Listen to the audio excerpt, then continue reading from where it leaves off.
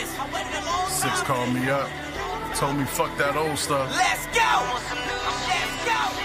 Well, I got something new for you, homie. Triple X, SIXXEXO. Yeah. Let's go. Old hoes got new tricks, old folks hate my new whips. Old chill spots got upgraded, F vodka and Netflix. Old J's for these new fits, old Blaze backwoods piff. Old bills that I got them faded, now deposited checks ripped. My old homies was reckless, whipping in the bando, couple white girls jiggling topless. Rock mixed with thoughtness, rock life recognized. Far from a thug, but I got mine. And an 18-month-old with my initials giving me the 9 to pop mine. And it's registered, so I sit next to your body while you shot crime. Card in my hand, on my head, tell a popo, yeah, I shot mine. Stop lying. That confession, that shit was so cold. Another nigga beef that was watched last week, man, that shit was so cold. Yeah, let's go. Getting to the money while you sleep, yeah. I'm on some new shit. Hard work pays off. Bitch, your boy about to take off, and I ain't coming back down, down, down, down. Yeah. I ain't coming back down, down. Triple X, baby. We finally here. Dedication, motivation, that's just part of the game. I can't explain all of the things that really made me insane. I put my soul in these rhymes to take my mind off the pain. Nobody helped when I failed, nobody gave me a thing. I made my way through the darkness, now I'm as bright as a flame. Thought I wanted some fame, but all I wanted was change. Now everybody could see me, now they screaming my name. Man, I done came long ways, and I'm just glad that I came. And now I'm shitting on these niggas, and I'm just doing my thing. It ain't shit they can do, but just sit and complain. Bitch, I'm fly as a plane. Boy, you simple and plain. Bitch, I'm running the game, and you ain't running the thing. Nigga. Yeah. Getting to the money while you sleep, yeah. I'm on some new shit. Hard work pays off. Bitch, your boy about to take off, and I ain't coming back down, down, down, down, down, down. And I ain't coming back down, down, down, down, down, Yeah. Okay. Yeah, man. In case you didn't know. Oh, they know, homie. What time it is. My G, they know. Or what I'm They on. know. I do. I simply tell them, catch up, nigga. I'ma say it again. Brand new. Yeah. Ketchup or mustard, bitch. I'm out. I'm on some new shit. Grind hard all week. Getting to the money while you sleep, yeah. I'm on some new shit. Hard work pays off. Bitch, your boy about to take off, and I ain't coming back down, down, down, down, down, down. And I ain't coming back down, down, down, down, down,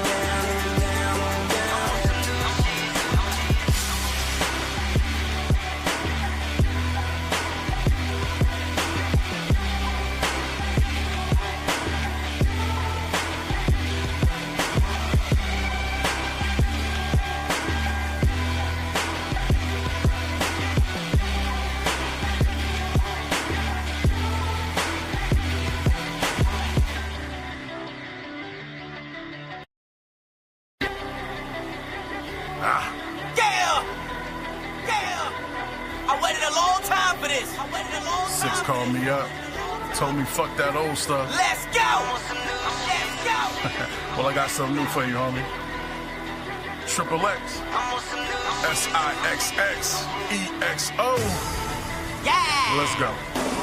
Old hoes got new tricks, old folks hate my new whips. Old chill spots got upgraded, F vodka and Netflix. Old J's for these new fits, old Blaze backwoods piff. Old bills that I got them faded, now deposited checks ripped. My old homies was reckless, whipping in the bando, couple white girls jiggling topless. Rock mixed with thoughtness, rock life recognized. Far from a thug, but I got mine. And an 18-month-old with my initials giving me the 9 to pop mine. And it's registered, so I sit next to your body while you shot crime. Card in my hand, on my head, tell a popo, yeah, I shot mine. Stop lying. That confession, that shit was so cold. Another nigga beef that was watched last week, man, that shit was so cold. Yeah, let's go. getting to the money while you sleep, yeah. I'm on some new shit. Hard work pays off. Bitch, your boy about to take off, and I ain't coming back down, down, down, down. Yeah.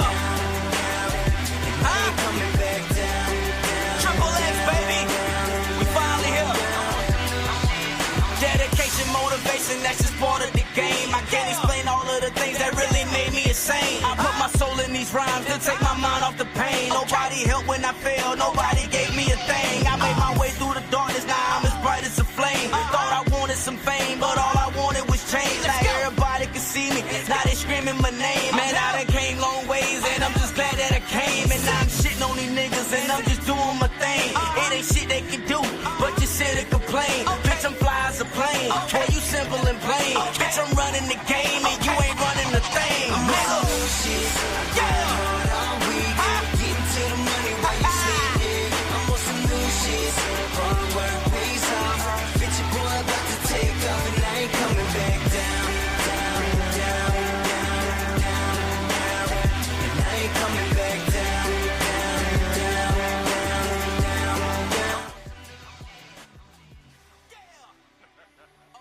Yo, yo, yo, yo, yo, what is up? Straight Talk Society. This is your boy Trevor, and we are back with another episode of Man Talk Monday, exclusively brought to you by the Straight Talk Society. Shout out to the greatest moderator in the business, Keela. Always letting me know how great I sound on the ones and twos. Hey, man, that song was so dope. I had to run it back twice. Low key, I'm gonna just say it because it's me. I really only be wanting to hear Mike's part. I'm not even gonna lie to you, but I haven't figured out how to stop it yet. But yeah, Mike Party getting me hyped up, man. Look at Dwayne D-Lock already won. And so D-Lock, here's the deal. Here's the situation. Because we're gonna be here for a good time tonight, not a long time. And I know Kev, hold on, real, turn that down. And I know Kev said that he may not be able to be on for the whole show. So so we got to see how that works, because I know you want to get in. You reached out to me. You want to get in. I know tonight's going to be a hot topic. Very, very hot topic. Very, very hot topic. So before we get the show underway, I do see Mike in the back, still waiting for young Kev and and the Black Lion himself, Wayne. Hey, man, how's everybody's been? How's everybody's weekend? Hey, the words of the song, though, I'm on some new shit. Peace to you, the Brother James podcast. Appreciate you. Thank you for joining the show. Who else new did I see come in here? So I don't want to miss anybody. Oh my goodness. Shout out to Douglas Edwards in the building. Shout out to Ricardo. Let me see. Okay, so I think that's all that was new. So the lyrics of the song says, hey, I'm on some new shit, and it is what it is. I am on some new stuff, man, and they trying, but oh, shout out to Moon, got us in the building. They're trying, but it ain't gonna work. It ain't gonna work. They're trying. Hey, I hear everything. That's all I can say. I hear everything. But nevertheless, man, we are going to get on to what we're doing. And that is trying to promote positivity in the community, because there's enough hate. There's enough hate going on everywhere. So, the last thing I need to do is have hate on this channel. So, with all that being said, before we get into the show, if you guys haven't, I have started a new, I wouldn't even say a new show. Every 3 days out of the week, Monday, Wednesday, and Friday, I go live for like 20 minutes at 6:30 a.m. I do it from the car, and there's no introduction. There's no production. I literally just hit go and start talking. It is a new show that I started called Pause and Reflect. And the reason why I want to do it, the reason why I did it, well, it's twofold. It's because I'm reminded of a story. I told the story actually in one of the shows. We were on the way to church, and my daughter was taking forever to come downstairs, and she told me, just stop and smell the flowers. And I'm like, oh man, out of the mouth of babes. And so just pause and reflect. Sometimes you got to pause and reflect on life.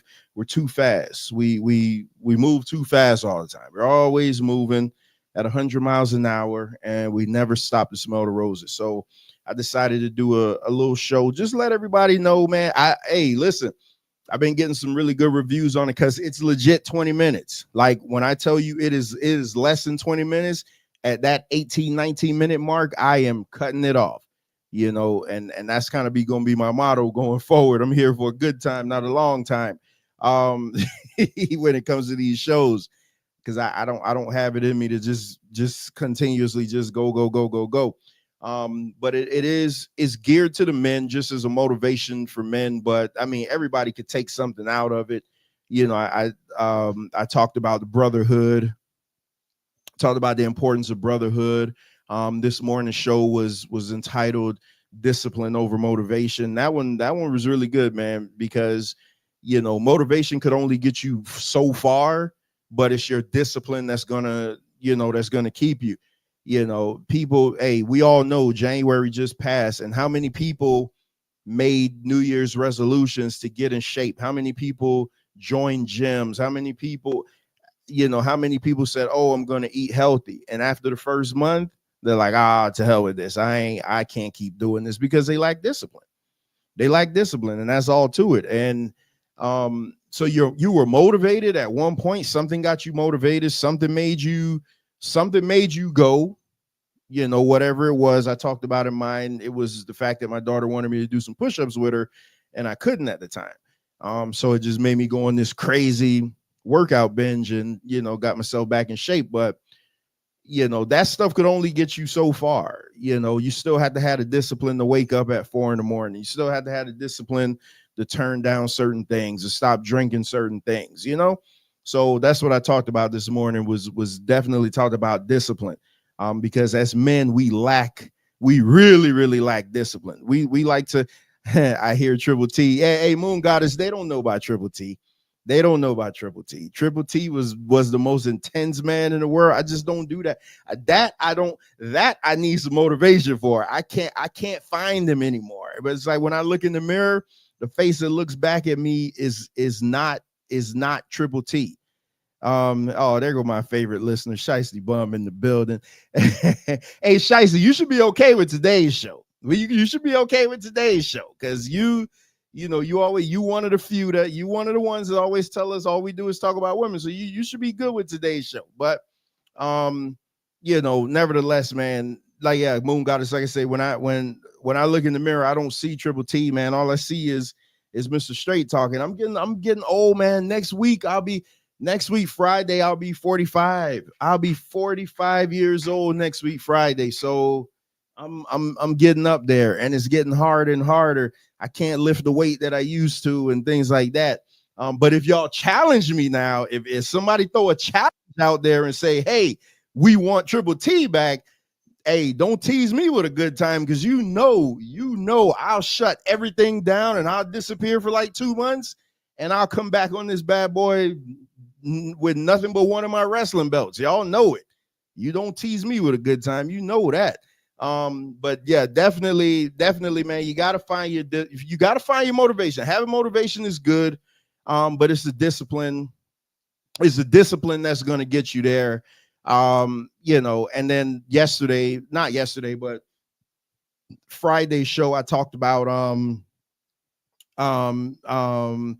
overcoming fear and doubt, which, hey, I felt myself going back into preacher mode as I was doing it.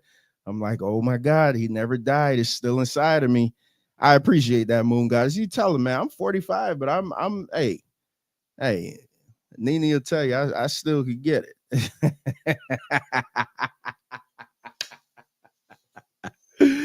Oh man, yeah. Some of us, man, look like hell in the face. My life had a little difficulties, but it wasn't hard on me. It wasn't hard on me. I could still use my same picture from 10 years ago as my ID, and they don't ever question it. The only thing is like, okay, I got this, you thought I was turning 50. Ha ha ha. Hey, Shicey, I know who you are too, just so you know. I know who you are. But nevertheless, hey man, I do see what age I started losing my hair at 19. So I just started shaving it off. No. I start shaving it all off. Nene's brother's holding his ears. Hey, hey, I almost said something, but I stopped myself. Hey man, but hey, nevertheless, hey, listen, like, not for nothing. My brother D-Lock in the building. He just turned 50, and hey man, that's a good looking fella. I mean, hey, we age well. You take care of yourself, you eat right. Hey, I mean, we could all look like Shiesty in her 30s and look like she probably about 50 years old, but that's probably from having a bunch of kids. I had to do it to you, Shiesty. I had to do it to you. I'm just messing with you, but I do know who you are. Just so you know that. Hey, man. Oh, you 53. Oh, look at that. He 53. A good looking fella. Good looking fella, man. I'm telling you, 53 years old. Hey, it is what it is. But nevertheless, man, hey, some of y'all youngsters out there, y'all wish when y'all get our age, y'all could look as good as we do. If I cut my beard off right now, it's taking 10 to 15 years off easily. But I'm not cutting the beard off. So hey, nevertheless, though, I see all my co-hosts in the back. So we at full strength tonight. So we're gonna I don't know how long we got young Kev for, but nevertheless, we are gonna rock out with the show. On the other side, we will be back with what you came to see. Oh, just know I know who you are. We will come back with what you came to see on the other side, and that is Man Talk Monday. Hey man, we'll be right back on the other side. Why are you so aggressive, black man? I'm like, it's a no win. Always aggressive black man. What's up, man? Wayne. Like, oh, okay. Hey man, cut the sexiness out, man. Ain't no women on the panel. Man, we ain't all sexy. He just goes on. He just went off on you like that, just for no reason. Yeah, man.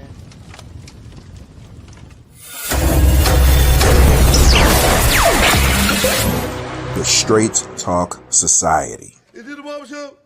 Is it the barbershop? Yes, it is. It's the barbershop. Yes. I mean, we can't talk straight in the barbershop. Then where can we talk straight? We can't talk straight nowhere else. Come take a walk through my heart, a stroll through my soul. Been smart from the start, wasn't taught, wasn't told. You could climb through my mind. What's up, y'all? What's up? We're not Jamaican. Come take a walk through my heart, a stroll through my soul. Been smart from the start, wasn't taught, wasn't told. You could climb through my mind. What up, fellas? On the panel, everybody in the chat, and I've never apologized. See you dealing with a vicious mind, hard cold like Christmas time. Every time I write a rhyme, put it all. Thank you, mama. I love my namesake. You know what it is. All right. Test my heart. Been a rebel from the start. Ain't got time to play no games. I'm too busy playing my part. Keep my mind. Sometimes people just can't shut their damn mouth. Literally, that's all it's about. Shut up. Just shut up. Take your money and shut up. The man I wanna be, but I'll be damn, I'm gonna be. I went ahead, I'm gonna see. But to be real fathers, and you can't expect any good to come to you if you don't visit any good on your son or your daughter. So, be a man. Lyrically, I'm legendary. Yes, I'm very necessary. Plans to see my adversary. This is the barbershop. The place where a black man means something. Cornerstone neighborhood.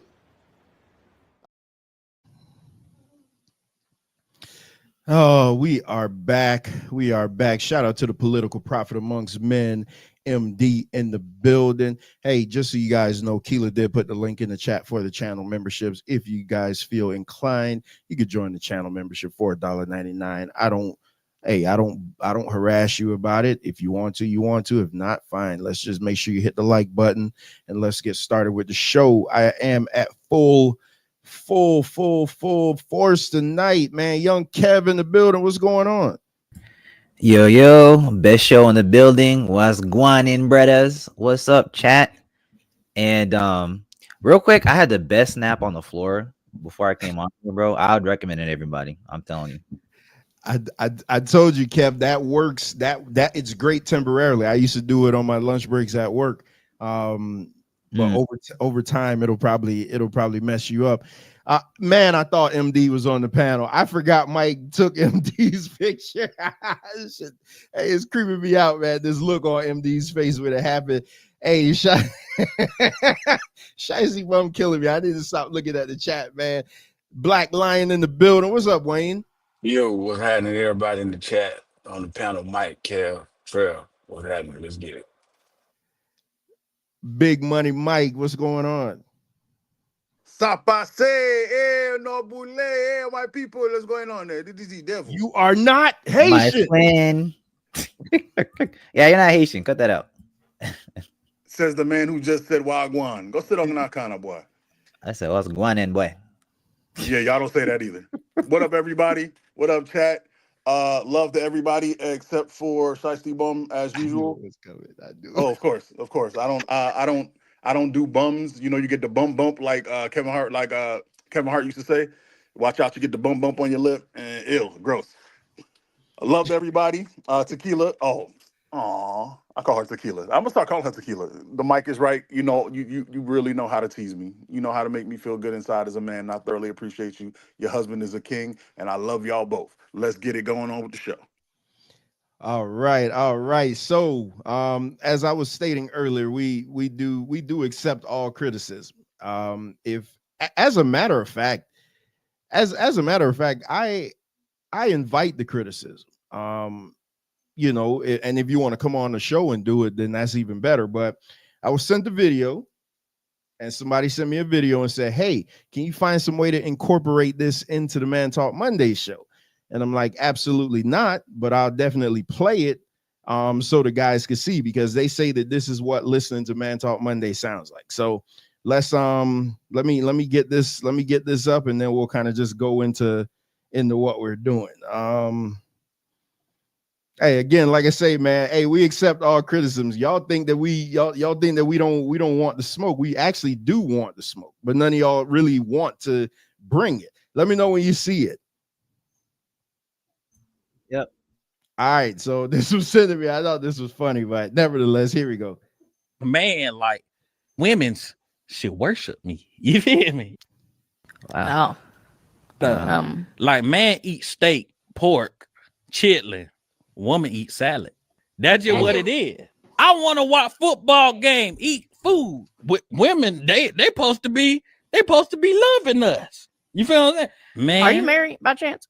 Nah, man, I ain't never had a girlfriend. Okay. But what I'm saying is the reason why I haven't had one is because women's be tripping. Yeah, I also think we've come to a stopping point. I don't even look women in the eyes. Because I feel like if I look at one, it's gonna turn me to stone. What just happened? I think we're about to end. I ain't no misogynist. I ain't never gave out a massage in my entire life. We're gonna end the podcast here. Thank you so much, little daddy. TJ, my best friend. Thank you so much. Real men's fix car. I don't know how to fix car. You can't fix no car. I don't have a car. I am a car. I'm gonna drive off right now. Whee! All right, we're gonna go into an ad. As a man, like. All right, so hold on. That was hilarious. So that legit was sent to me by somebody. And they say that's what listening to Man Talk Monday sounds like, but they still listen. So that's the fantastic thing about it. That was hilarious. I go every Monday, y'all. Real men's drive cars. But nevertheless, man, hey, so like I said, man, anybody want to smoke with any of us, you know, we always here for it, and not for nothing, I'll even stay out of it. I'll just sit back and just control the button. It wasn't that fun. All right, so on a more serious side, before we get into today's show, and the topic of today's show is, are black men letting the community down?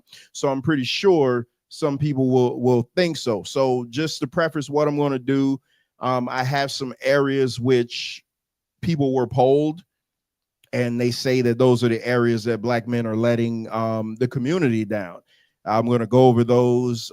We got some stats, and then the guys are just going to sound off on it. But before we get into, like I said, we in for a good time, not a long time. So D-Lock, I'm gonna drop the link when we get to that part, because I know you say you wanted to come up and talk about it. He hit me up. He was like, "Oh no, you gotta let me on this show." So that's crazy. But I do want us to sound off on this story that I saw. Bitcoin dropped by the dip. Mike and Wayne could speak to that. Okay, I guess they don't want to. No, I'm crying. Everybody knows how I feel. I've as of today, I lost $5,000. So the Bitcoin dip has hurt me deeply. But I will say that when I tell people about cryptocurrency, I tell them you're supposed to plan for the future, and I did. So I took out a large sum of money before the dip, and gave it to my mom as a Christmas present. So even with losing the money that I lost, I still come out with a net positive. It's just not as positive as it was. You know what I mean? And that's life. Life is you win $10, you lose $8. You win $5, you lose $7.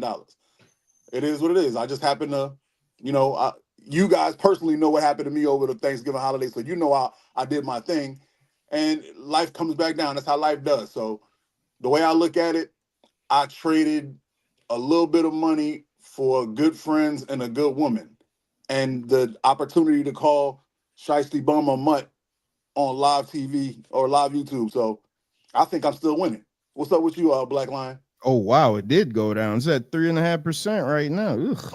Oh yeah, bro. When I say I lost $5,000, I mean $5,000 are gone. Yeah, I'm looking at mine. Because I don't ever look at mine. I just listen to y'all updates, and then I'd be like, all right, I'm not checking anything. But yeah, I'm ugh. I saw it go sometime, Papa. Wayne, what you got to add to that? All right, so a few things about the market. It's just a sell-off. It's not a crash. This happens all the time. You got to understand with transition, Trump coming in office, elections, and then January it was earnings. All right. Then you had CPI. All right. So, a lot has been going on in the month, but you got to understand the market is still up. I mean, just because it's 2 or 3% down or 4%, even maybe 5%, it's not a crash, it's just a sell-off. Um, this is, so look, you have to understand how to do risk management when you're investing in stock, especially if you're swinging. All right. I swing trade. All right. So what I'm always doing is every day with my plays, I make sure I'm doing risk management. I'm doing stop losses. I'm doing puts. I'm doing calls. So while the mark so what and again, I'm not speaking to nobody specifically. If you're not experienced in the market, you need to learn how to get experience when you're investing because you can make money whether the stock is going, the market is going down or up by playing options. Okay. Or again, if you keeping up on news, this and that, and you know a dip is coming, then if you're up, then sell and rinse and repeat. So it's all different type of strategies where you can save your money, or you hold and wait for the market to go back up. And it usually does. It will. I mean, people have made crazy money doing all type of the pandemic. The people who are not who are fearless make money. But if you're fear and you don't educate yourself in the market, you're gonna lose money. You know what I'm saying? Or you're gonna get discouraged. So understand the market, study, and protect yourself. Use stop losses, pay attention, or like you say, if you drop, then hold and wait for it to come back up. Yeah. So MD, your nemesis forever is asking market, ask Wayne what market crypto is tied to. What market Wayne wasn't crypto? talking about crypto. I was Yeah, talking about crypto. I don't Leave do him too alone, much. MD. Yeah, I don't do too much crypto. I don't do too much crypto. I At mean, the I got closest, I got a couple hundred in Doge, and that's it. the closest you could say a market would be Bitcoin, and how Bitcoin fluctuates is what everything else is tied to. That's the closest to a market Yeah, we have in crypto. yeah. I mean, yeah. It's all tied to. I mean, volatility. I mean, it's the news. It's rumors. You know what I'm saying? So Exactly, exactly. that's what makes the market fluctuate. But So go ahead. I will You say this. So I'm sorry. Go ahead. Finish, bro. Oh no, No, no, no, go you ahead, go good. ahead. Go ahead. Go ahead. Go ahead. I will say that I want to say this to everybody that's listening. The day, my biggest issue with people is they ask me to help them, they ask me to teach them, and then they sit there and want me to do it for them. I won't, because you cannot learn. You know the old saying, you could drag a horse to water. You won't learn if I do it for you. I will tell you this: we live in the age where YouTube exists. We're on it right now. You can find any gender, ethnicity, uh, race, any one of whatever you want to teach you can teach you about stocks. I learned from a black woman. There's a black woman who when I was trying to learn stocks early on, found her channel. I liked the way she talked. She spoke like I did, and I learned from her. There's an Indian guy. I love that guy too. I listen to him. There's a white dude. There's a nerdy white dude. There's a dude who thinks he's fly. There's a goofy black dude. There's a whole bunch of people out there. So if you need someone to teach you on your level, there's someone out there. All you need to do is take the step and go look for it. That is what everybody. YouTube is not just for trends and seeing thirst traps and talking trash. There's information here. There's classes here. There's Harvard classes here. There's free classes from Khan Academy. There's people who will teach you about taxes. There's people who will teach you about insurance and what it means. There's people who will teach you how to buy a car better. I don't know how to fix anything. There's a guy who taught me how to change ignition coils in my car. I didn't know where ignition coil was. And he was like, while you're at it, you might as well change the spark plugs. I was like, well, shoot, let me change the spark. There's anything in there you can learn. It's on the internet. Use it. Go ahead, Wayne. YouTube University. Yeah, the best free college ever. Big facts. I'll say this because YouTube, you do find a lot on YouTube. The amount of shit that I learned how to fix watching YouTube is crazy. The only thing I'll say on this, because like Wayne and Mike, they really do this stock market and crypto stuff. Whenever they drop little nuggets in the group, I just go check it out myself and drop some money on it. The market can go down. It's always going to come back up. That's what I'll just say to that, because it was 2020 when the C19 first hit. I lost $7,000.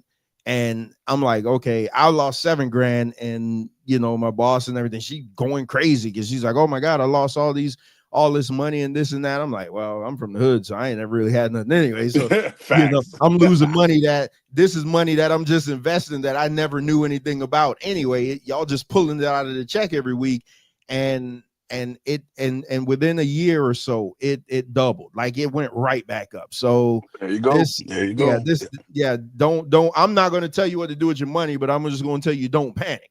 And just like gambling, because I gamble on the Hard Rock app a lot, but I take the most retarded gambles that you could take, stuff that you won't win, but you could win big if they do hit.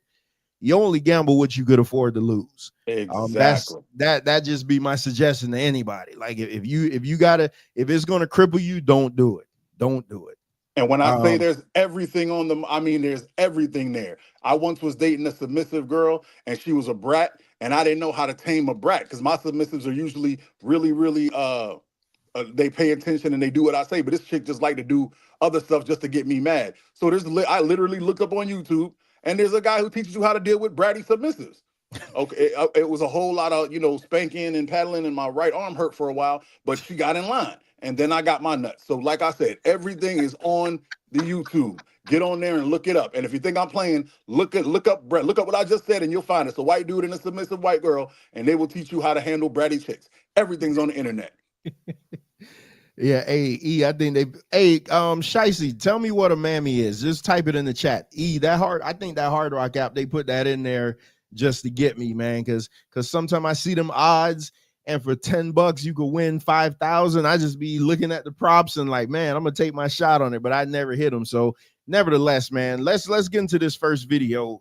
This disturbed the hell out of me. I had multiple people sending me this, and I was like, man, this would be perfect for today's show because I want to hear what the guy's got to say. So let me get this up. And if y'all hear any noise in the back, it's my daughter trying to get on my nerves. I told her to stop making all this noise out here, and she just refuses to.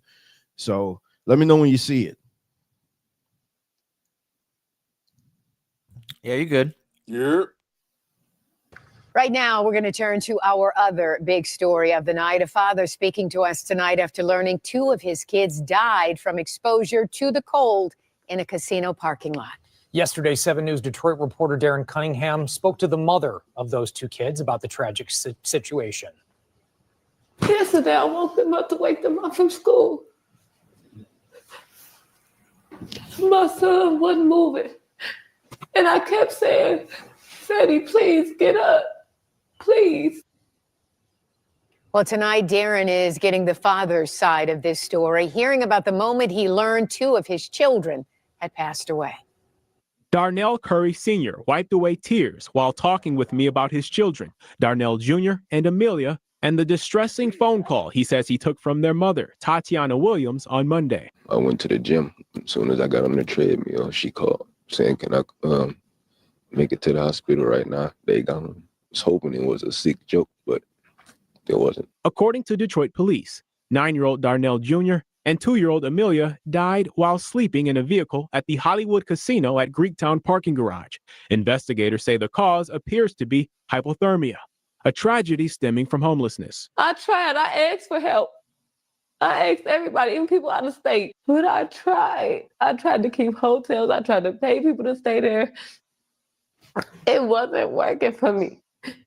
You know, people just didn't like too many kids at their house. I spoke with the children's mother Tuesday evening. She told me she's been living in her vehicle for 3 months, along with her 4 kids, her mother, and 2 teenage siblings. She says she reached out to Curry, who's the father of 3 of her children. I asked him, I said, "Can you get your kids for me?" I said, "I need help. You know I'm homeless. I done kept a room this long. I couldn't keep it no more." They were homeless. Had Tatiana ever reached out asking to? No, she did not. All she said was, "Can I get them? Can I get them just to get them? And can I get them because y'all homeless?" That's 2 different things. She said she had been homeless for 3 months. See, I saw it. That's what I saw, about 3 months, but she ain't never said nothing to me. Nothing. So all them other side stories, they can cut all that. No, she did not. Curry, who lives in Novi, says Williams never specified why she wanted to drop their kids off to him. She just asked, "Can I get them for a couple of days?" But I told her I'm working and all that, and I'm out here. We're not close to each other, so I couldn't.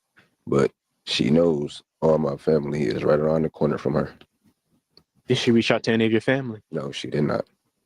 And she knows she could have, like we always used to do. He says the last time he held his children was a month or 2 ago, and that they typically FaceTime, moments he will miss. And there's a police investigation into this. What is it you would like to see come of this? Obviously, nothing's going to bring back your 9-year-old and your 2-year-old. It doesn't even matter to me. Can't get them back, so it's whatever. Darren Cunningham, 7 News Detroit. No, you cannot get them back. Our heart aches for this family. All right. I'm gonna save Mike for last because we're gonna get into an argument. I feel like we're gonna get into an argument, and I want to.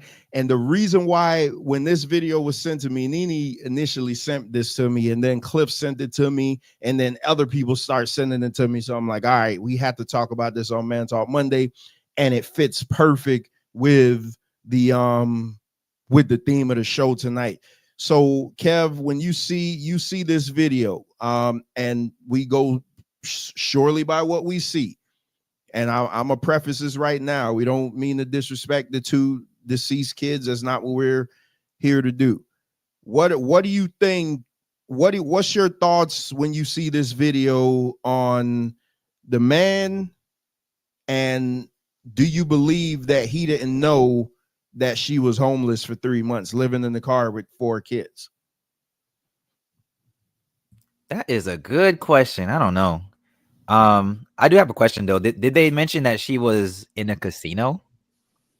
Kevin on the mission. Move on. Is that what I heard? Let's go, Kevin. Let's go with it. Let's go, baby. Go ahead. See, that's why I tell y'all come to listen. I'm just putting this out there. Whoever get triggered, you might want to click off because I feel like they're going to say something here. I don't know what they're going to say because we never discussed this video. We don't discuss stuff ahead of time.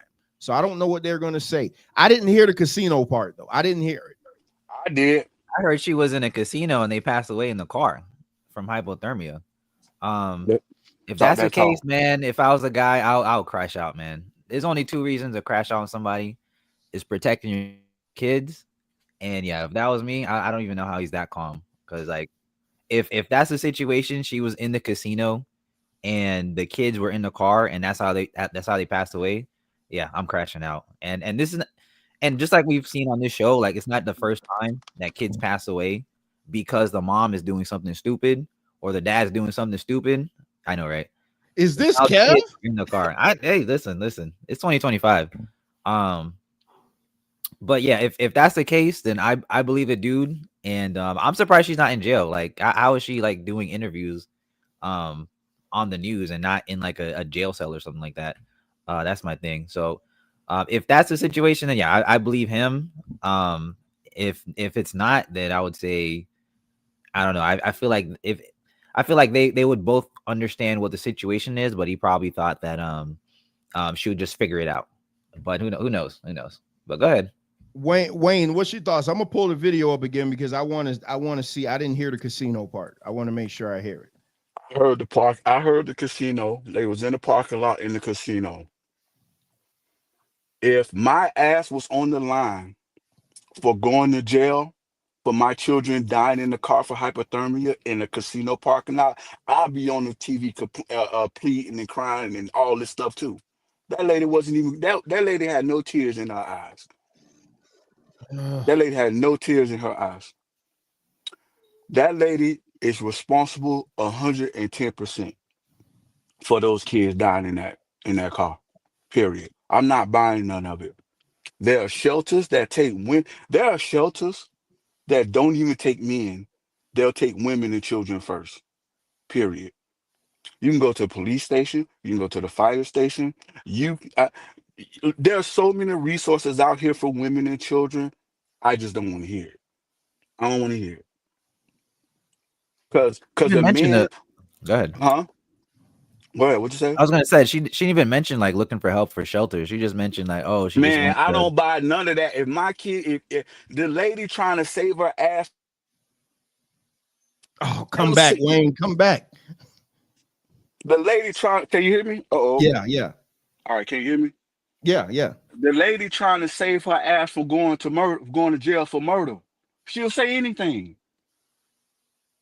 You are responsible for those children when they're in your care. Period. Homeless or not. So Shiesty Bum made one of her rare good points. The city of Detroit said they failed her. She called multiple times. The city of Detroit. Man, look, bro. Look. Again, there are so many different resources. And again, I believe she left those kids in the car. Because again, even if it's cold, you got blankets, you got all kind of stuff. You bundle up. All y'all could bundle up in the car. Y'all could turn the heater on, turn the car off, turn the heater on, or whatever. Drive around with the heat on and ride. She left those kids in the car, went and partying or whatever. It happens all the time. I don't know why this story is different. There are so many stories of. Go ahead. No, I was gonna say let me play the video again, just because I didn't hear the casino part. I want to hear it for myself. All right, go ahead.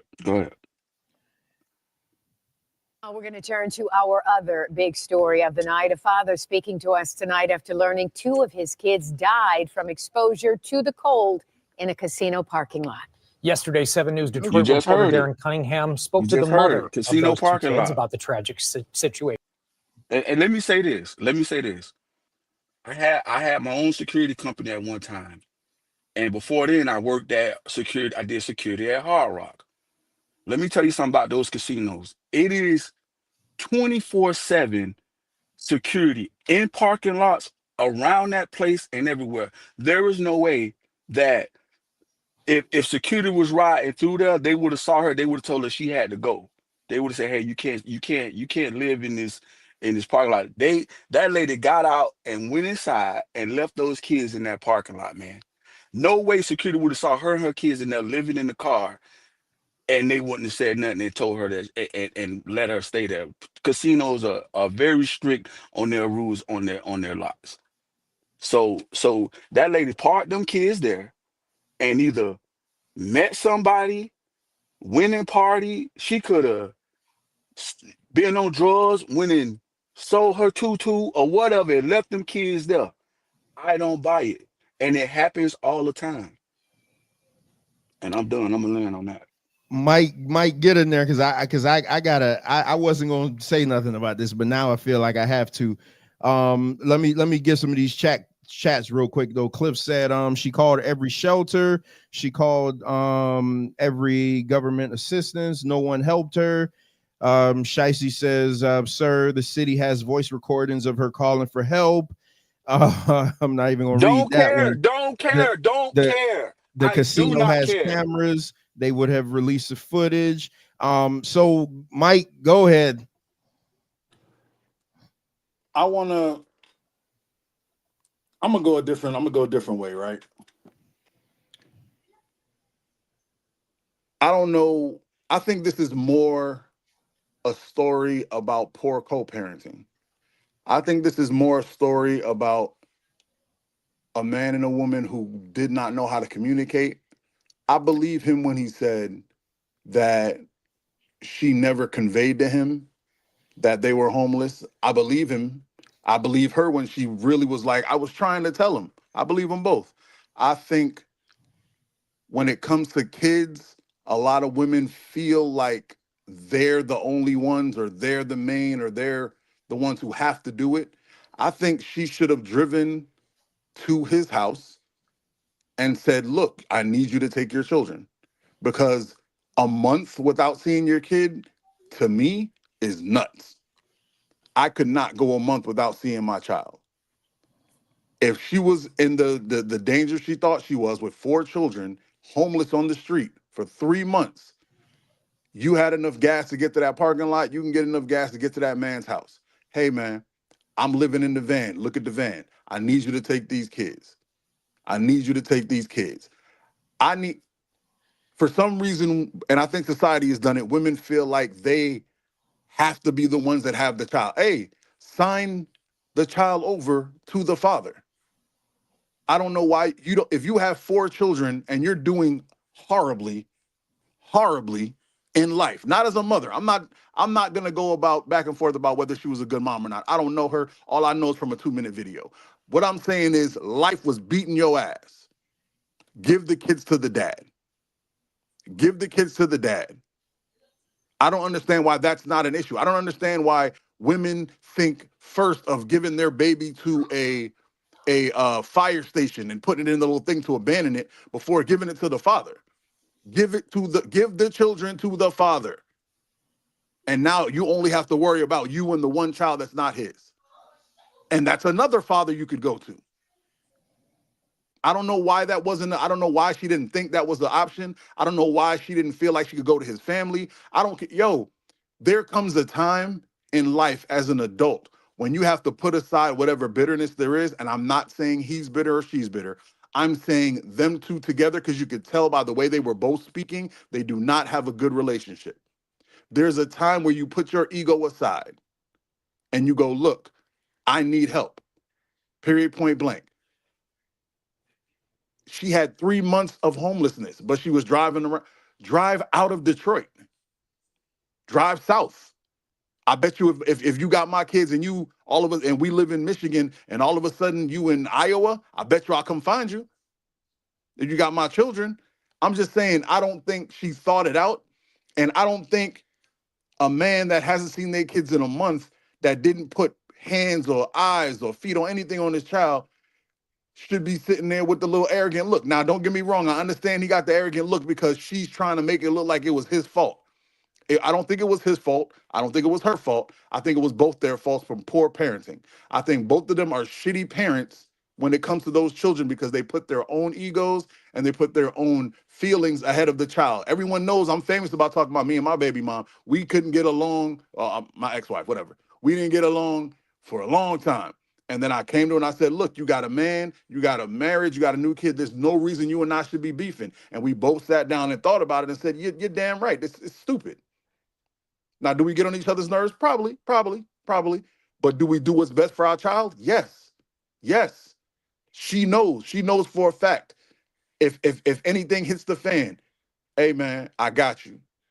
Even the kids that's not mine. She got a kid that's not mine that I worry about like it's mine. And that's the dude who she's married to's baby. They ain't got nothing to do with me. But the job of a parent is the kids. It's the kids. When you're no longer in a relationship, your job is the kids. How good can you be for the kids? I don't give a damn about her or what she's doing in her life, but my child is with her, so I have to care somewhat. I have to make steps. You can't go a month without seeing. Yo, you can't tell me she was living in a car for 3 months and he was FaceTiming his kid. He said he FaceTimed his kid a little while ago and didn't know they were staying in the car. The kid never said, oh, daddy, we staying in this truck. I don't believe that. Now, once again, He made mistakes. She made mistakes. I blame them both because they're both horrible parents. Grow up. Grow up. I don't care how mad I am at anybody. If my child is in need, I'll suck it up. Hey, there was a time in my life where I could not even fathom seeing myself work at a fast food place. I couldn't fathom it. I would drive by and I would look at them in disdain. Ugh, I could never work at Wendy's. Ugh. If I had a child that needed food and I couldn't get a job anywhere else, I would be mopping Wendy's floor. I do not care because when it comes to my child, the rest, everything else is just noise. I don't understand what's wrong. That is babies are dead. That means she sat there and was like, man, we'll figure it out. You can't always figure it out. You have there's two men that lay down with you. Go give the babies to them. I'm sorry, I'm rambling. It's just I don't understand. I'm confused. Can someone explain that to me? I thought when you get a kid, it stopped being your life. When you get a child, it stops being about you. Both of them were selfish as hell. I don't want to hear it. They selfish, and I'm not talking to you, Wayne. I don't want to hear it from either one of them. I don't want to hear, because don't get me wrong, I agree. She might be trying to, I know how people sound when they're trying to get over on the cops, where they're like, man, I got to make sure I sell this. And I know how he's trying to not, I don't want the world to think I'm this deadbeat dad. Both of you are pieces of shit to me. It's about the kids. All right, I'm going to shut up. My bad. Go ahead. I don't know why you blame that dude, though. But go ahead. Go ahead, because I got to say something. Yeah, I don't know why he's blaming the dude, man. Negligence, sure, but either way, she had the kids with her, so that means that's her responsibility. So she could have done whatever she had to do to make sure they're safe. I mean, shoot, you can even like chill in the library. Like I was just about to say there's so many.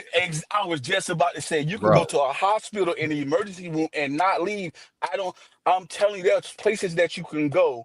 Emergency, you can go to the police department. You can go. There are places that you can go. Like, what are you doing during the day? I'm sorry. Go ahead, Kev. I'm gonna let you ride, then I'll come back in. Go ahead. Nah, that's a good point. But yeah, man, there's too many resources. I don't buy it. Too many resources, I don't bro. care. Like it's like when you give people $1. Like you know you can get assistance with housing from the state. You can get money from the state. You can get food stamps from the state. I'm not giving you $1 to do what? In this situation, yeah, you could literally even go to like a Walmart or something like that and just chill at Walmart. Whatever you got to do to make sure your kids are safe. So I put this on her. She got to be in jail. Freak that.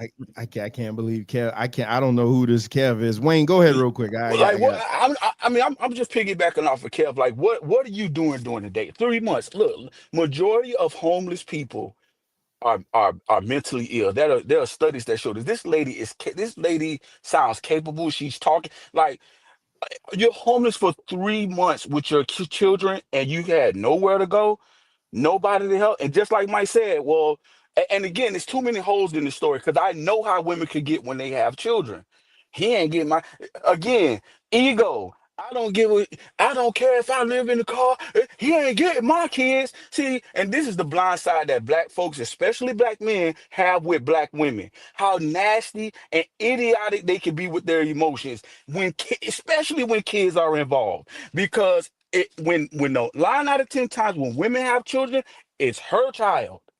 It's her children. That's how the state got it. That's how the country got it. It's her children. She gets the children. And in her mind, these are my kids. And who are you? I ain't giving.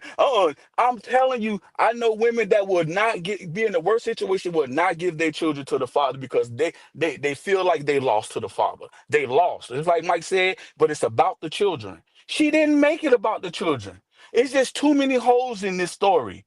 She either on drugs, she either doing something she ain't got no business doing. 3 months, all these resources right here. You're a woman with 2 kids walking around and you ain't and nobody, no help, nowhere.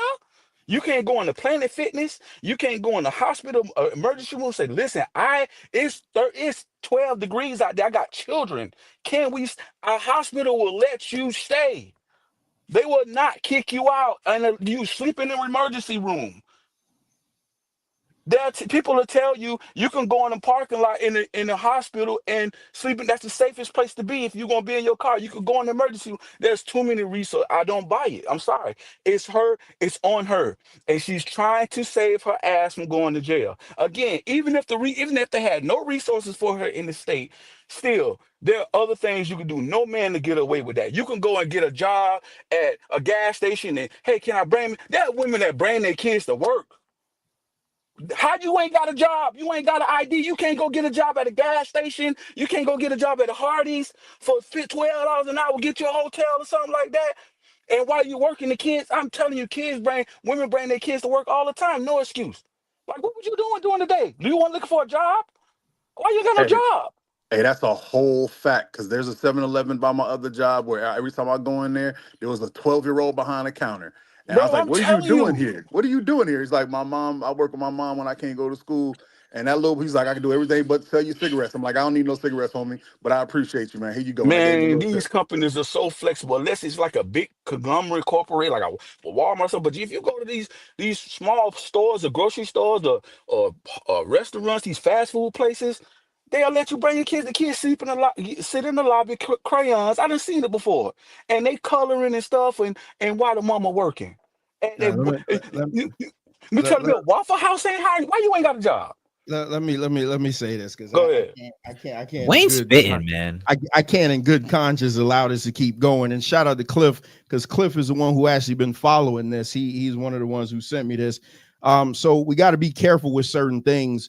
Just because she was in the casino parking lot doesn't mean that she was in the casino. You got to be careful with that. We don't know that for sure. Secondly, when I was initially sent this video, I was sent this video by my wife, and my first reaction, because I was only sent the part of her, then I looked around and Cliff sent me more video and I found the video of him talking. So now as I'm watching him talking, and you guys want to talk about the woman not looking remorseful and contrite, he was at the gym, like he didn't give a shit, like what, now all of a sudden he's upset. And she did ask him. As I am so glad. I'm so glad that Mike, because I thought for a fact, for sure, Mike was going to be like, oh, no, she never asked. I thought for sure.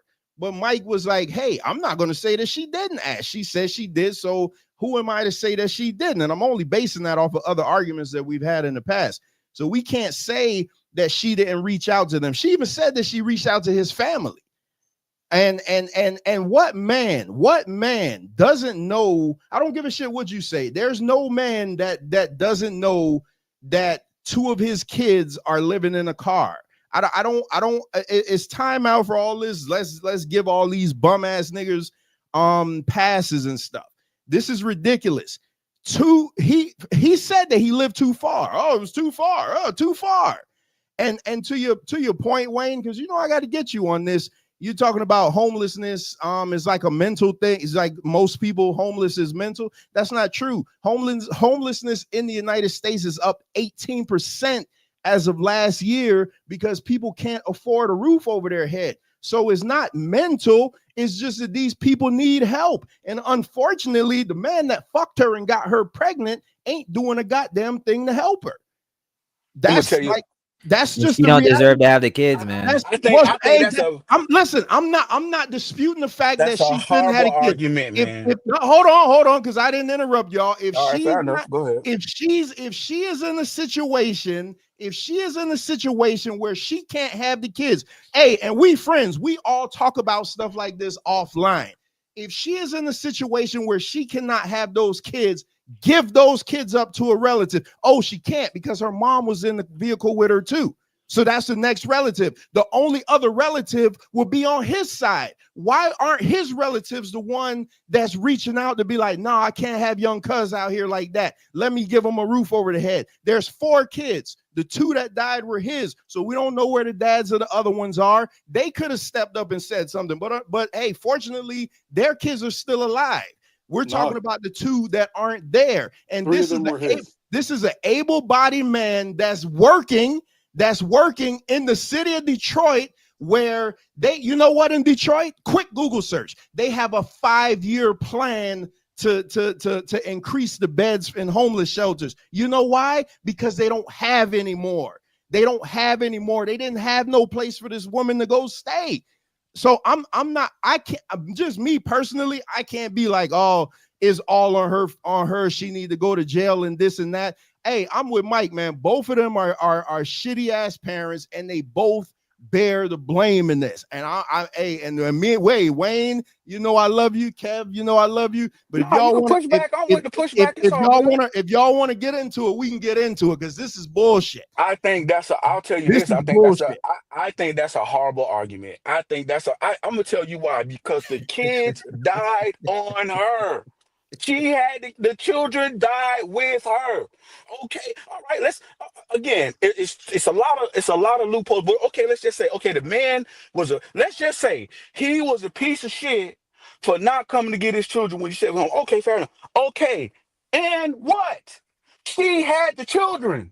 In no other scenario that works. Hey, Trev, man, you know what, bro? I need $1,000, man, or I'm gonna get kicked out of my house. Nah, man, I ain't got it. Okay, I'm gonna go rob the bank. Hey, well, Trev didn't give me $1,000, and I called him and told him I need $1,000. So I went and robbed the bank. So it's on Trev, because Trev should have gave me the $1,000. Man, talk to him, Wayne. Stop playing. Like, get out of here, man. Like, come on, man. Like, no man would have, if this was the other way around, no man would have got away with that. No man would have got away with that if a man said, man, I got the kids. Hey, baby, hey, can you go get the kids? Oh, I'm going out with the girlfriends. This your turn, yeah? Man, this man would be crucified. Y'all will be all down this black man throat. Yo, man, the kid, I don't give a shit. The kid's with you. They your responsibility. You got to protect and safety. Okay, so what about her? Isn't her first assignment as a mother is to do what? Protect her children, right? You protect the children by any means necessary. Mm-hmm. You tell me no kids weren't blanketed up? You telling me that you couldn't get 5, 6, 7 blankets or whatever? Hypothermia in the car? Where were you? That's a lot of conjecture, Wayne. That's a lot of conjecture, Wayne. In a casino parking lot. Wayne, Wayne and Kev, y'all adding so much to this right now. Like, this is, man, that's crazy. I hate to have to agree with Shiesty, man, but y'all are adding like a son of a bitch right now. Adding what? You're talking about her responsibility to keep them warm. Wayne, you was just in Chicago the other day. You know how freezing it is in Chicago. So imagine what it's like in Detroit. Oh, yeah. Okay. You're talking about bundling up in blankets and stuff like that. Sometimes it's just not enough. And all I'm saying, this is my only argument. Hold up, Trev. If you tell me that it's normal for homeless children and women and men to live in the car and catch hypothermia and die as a normal thing, then you got an argument. That is not a normal thing, bro. We're missing something, bro. You don't die of hypothermia if you're covered, if you're layered. You don't die of bro. It's too many holes in this, bro. Hold on. Go ahead. Listen, hey, we got other stuff to get into, but that's crazy. That's crazy that the kids died on her. The kids died on her, and it's somehow the man's fault. You don't know. So let's add up all the factors. Man, that's crazy. Kev, when I'm done, I'm gonna let you get in. Cliff is on the panel too. Hey, let's add up all the factors. Homeless for 3 months. So you're 3 months homeless. That means what are you doing? You don't have an ID to get a job? Hold on. Because everybody could get a job. Everybody could get a job just that easy. Come on, man. Oh man, Trev. Okay, all right, Trev. Hold on. Don't try to Trev, just be like, oh, let's just throw normal circumstances. There's a fast food. There's a McDonald's. There's a fast food. There's a Subway. There's somebody that's always hiring. Come on. Whoa, you got some feedback. Whoa, what's that? Got a lot of feedback. Hold on, Cliff, you got to get that mic fixed. Hey, so let me just say this. 3 months homeless for 3 months. You don't know if those kids, obviously those kids were malnourished because they wasn't eating what regular kids should be eating. So that guess what happens when you're malnourished, Wayne? Your immune system goes down, correct? So now you adding stuff. So no, now hold you on. adding stuff. So now you adding stuff. So when I add is a problem, but when you add, now they eating malnourished. Now they eating malnourished. Now, see now you see that? You see that? Now look at you. That's why Mike be complaining. Hey, now when you just adding shit. Now you adding stuff, Mike. Listen, their immune system is compromised. Let's call it what it is. Their immune system is probably compromised. So it makes it more susceptible to type of injuries and diseases and stuff like that to their immune system. You can't discredit it, bruh. Wow. So is child support not a solution? Because if she's getting child support, she got at least feed the kids. Oh, if she was getting if this nigga hadn't seen his kid this nigga hadn't seen his kid in a month. The last time he saw child support, yes. Your job to take care of your kids. FaceTime his kids. Won't you talk about that bum ass nigga that FaceTime his kids? He haven't seen his kids in a month.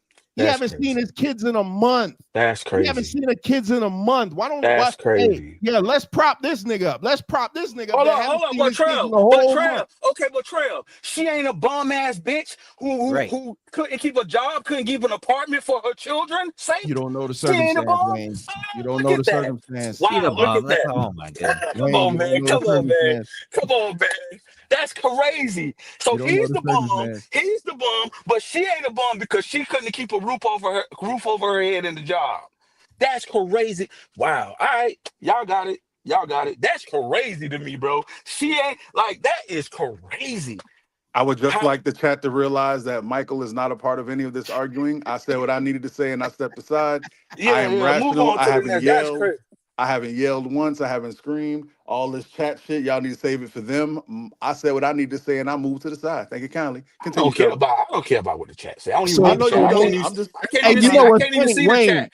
Wayne, the chat is agreeing with you. Like, listen, I've never said that. Hey, most of the chat agreeing with you, Wayne. Y'all my dogs and things like that, but man, y'all crazy as hell. Like agreeing with what Wayne is saying right now. Listen, Wayne is cool. I know y'all love him. It's a black lion. He cool and everything like that. But come on, man. Sometimes you could call this shit out. Nah, Trail. The kids died on her watch. That's the kids died on her watch. She was homeless for 3 months. What? First of all, how you got there? You can't pay your bills. You're not responsible enough. How you get there? Wayne, you get out of here with that. Period. How did you get there? Come on, man. How did you get there? Wayne, did you get there? You know what? You know how she got there? By trusting the bum ass nigga that got her pregnant and probably promised that he was going to be there to take care of the kids. Trail, come on. That's how. Trail, come on, stop. That's how. Come on, Trail, stop, man. Come on, man. Hey, I'm not even that delusional. I ain't never seen Trail stroke before. I can't do it, man. Come on, man. I'll love to blame black men, but it's not the case, man. Thank you, man. Come on, man. That's crazy. That's crazy. Yeah. I don't know. I don't know what to do. I'm lost. Man. Bro, these dudes are cutthroat. Let me see what Ricardo said. But Trev, she spread her legs equally twice. Man, and her mom's a co-conspirator. What's her mom doing? Does she not have Social Security? No benefits, no nothing. That's what I'm saying. You got a whole family in the car. What if y'all in the car? What y'all doing? Hey, Moon got it. On a serious note, Moon got it. Can you tell me if we're in retrograde or something? Like what's going on with the moon? Listen. Hey, go ahead. I'm gonna let y'all have it. I'm mad. I gotta go. Y'all just brushed over the fact where I said that homelessness in the country is up 18% since 2024. In Detroit, already 1,754 people reported homeless. That's not natural. That means that there's a disconnect somewhere that people can't support their living. We all know everybody's not blessed to a point where they can miss a check or two. We all know that most people in this country are a check or two away from being on the damn street. You know the amount of people now that are living in like cars and stuff like that and buying Planet Fitness memberships so they could take a shower in the morning. And I'm supposed to somehow believe that this woman is mental. She got a drug problem, something wrong with her. Come on, man. I can't do it. I'm not gonna do it. And y'all, I love a good bash a woman story just like everybody else, but I am not gonna do it on this one because two youngsters are no longer here, and B, there was an able-bodied man with a roof over his head that could have took care of his fucking kids, and he didn't. So fuck that nigga, and That's he's a bum insane. ass nigga. That's He's a insane. bum I gotta ass. go, but That's insane. That's insane. I gotta go. But all in all, homeless situation or not, if you can't take care of the kids, give them up. Because I agree. That on your watch. That's the end all be all. Facts. So, I mean, and why it is she what it didn't is. give? But If she was homeless in the first month, why she didn't get them kids up? exactly. I thoroughly agree. But I gotta go. That's it. I'm done. I'm done. Find some I'm more done. hate black men stories, but make them legit because this is not it. But all right, Shiesty. All right, chat. All right, my boys, brothers. Man, you out of here for real, Kev. I gotta Oh, go. man. Yep. Peace. Hey, D-Lock, the link is in the chat. Hey, Cliff, hey man, appreciate the super chat. Hey, Cliff, what you got, man? Please make sure your mic is good because it was sounding terrible. Let me unmute you. Oh, mic's good now? Or it's still weird? Oh, it's horrible. Oh my God, Cliff. It's horrible? Yeah, man. Damn. You sound like a R2D2 orgasm. Yeah, you sound like Johnny Five or something. What you doing? You tried Johnny Five. Man, what service? What service? You still hear me? Shit. All right, we'll make do, man. Go, but you got to make it like quick. you sound bad. like you hacked the Android. Oh shit! Yeah, the Wi-Fi service. Yeah, because the dude is now on child support. One more thing. Oh my goodness. Cliff. Yeah, you sound bad, Cliff. All right. Yeah, we can't do it, man. You sound bad. Hey, D-Lock, the link is in the chat, man. Let me drop it again. Since Kev dropped off, let me go ahead and Wayne, you're a tough dude, Wayne. I thought my gripe was gonna be with Mike, but I agree with Mike. But this is just based off of conversations that me and Mike have had on other stuff. But man, you're a tough dude, man. I just need to be right. I'm a right person. So for how I feel about every instance is going to lean to that instance. In this instance, they're both at blame. Simple and plain. I could not go a month without knowing what my daughter was doing. I could not go 3 months. That's crazy. You can't go 3 months without knowing your kid is homeless. But why the hell didn't she drive to his house? I don't care how far. Yo, we going to your daddy's house. Here, you need to take. If we can't talk on the phone, well, we're in person now. Look at my truck. This is what we're living in. You're taking your 3 kids because 3 of them kids, he still got one alive. 3 of the kids were his.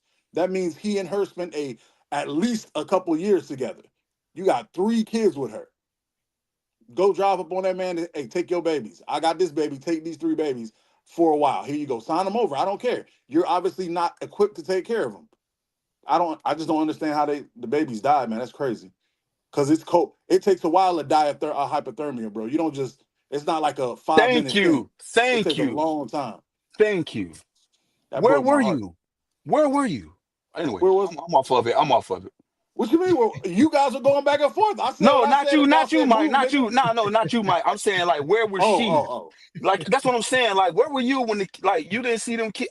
I'm done. I'm done with it. It's crazy. No, I feel you on that because that's crazy. I ain't gonna lie. I woke up. What was it? Hypothermia. That's correct. That is rare. That takes a long time. That's not a natural thing for homeless people who live in the car and children to catch hypothermia. That's not even natural. Like, all right, y'all got it. Nah, you 100% right. You're 100% right. They could lock you in the fridge with no clothes, and you're not gonna die in 5 minutes. You, bro, there are people that have. Man, anyways, all right, y'all go ahead. Y'all got it. Rough. Shout out to Thinking Black in the building. Oh, I think I saw Zay earlier. Piece of Zay. So yeah, get him, Wayne. Hey, D-Lock. Like I said, I did put the link in the chat. So let's get into the with our last hour. Let's go ahead and get into the crux of the show. So are black men letting the community down? After our last conversation, I know what Wayne's answer going to be. Mike, are black men letting down the community? I think the community doesn't exist, and people just think it does. I think the community hasn't existed for a long time. It got destroyed by white supremacy a long time ago, and we're just floundering in place, hoping to create something.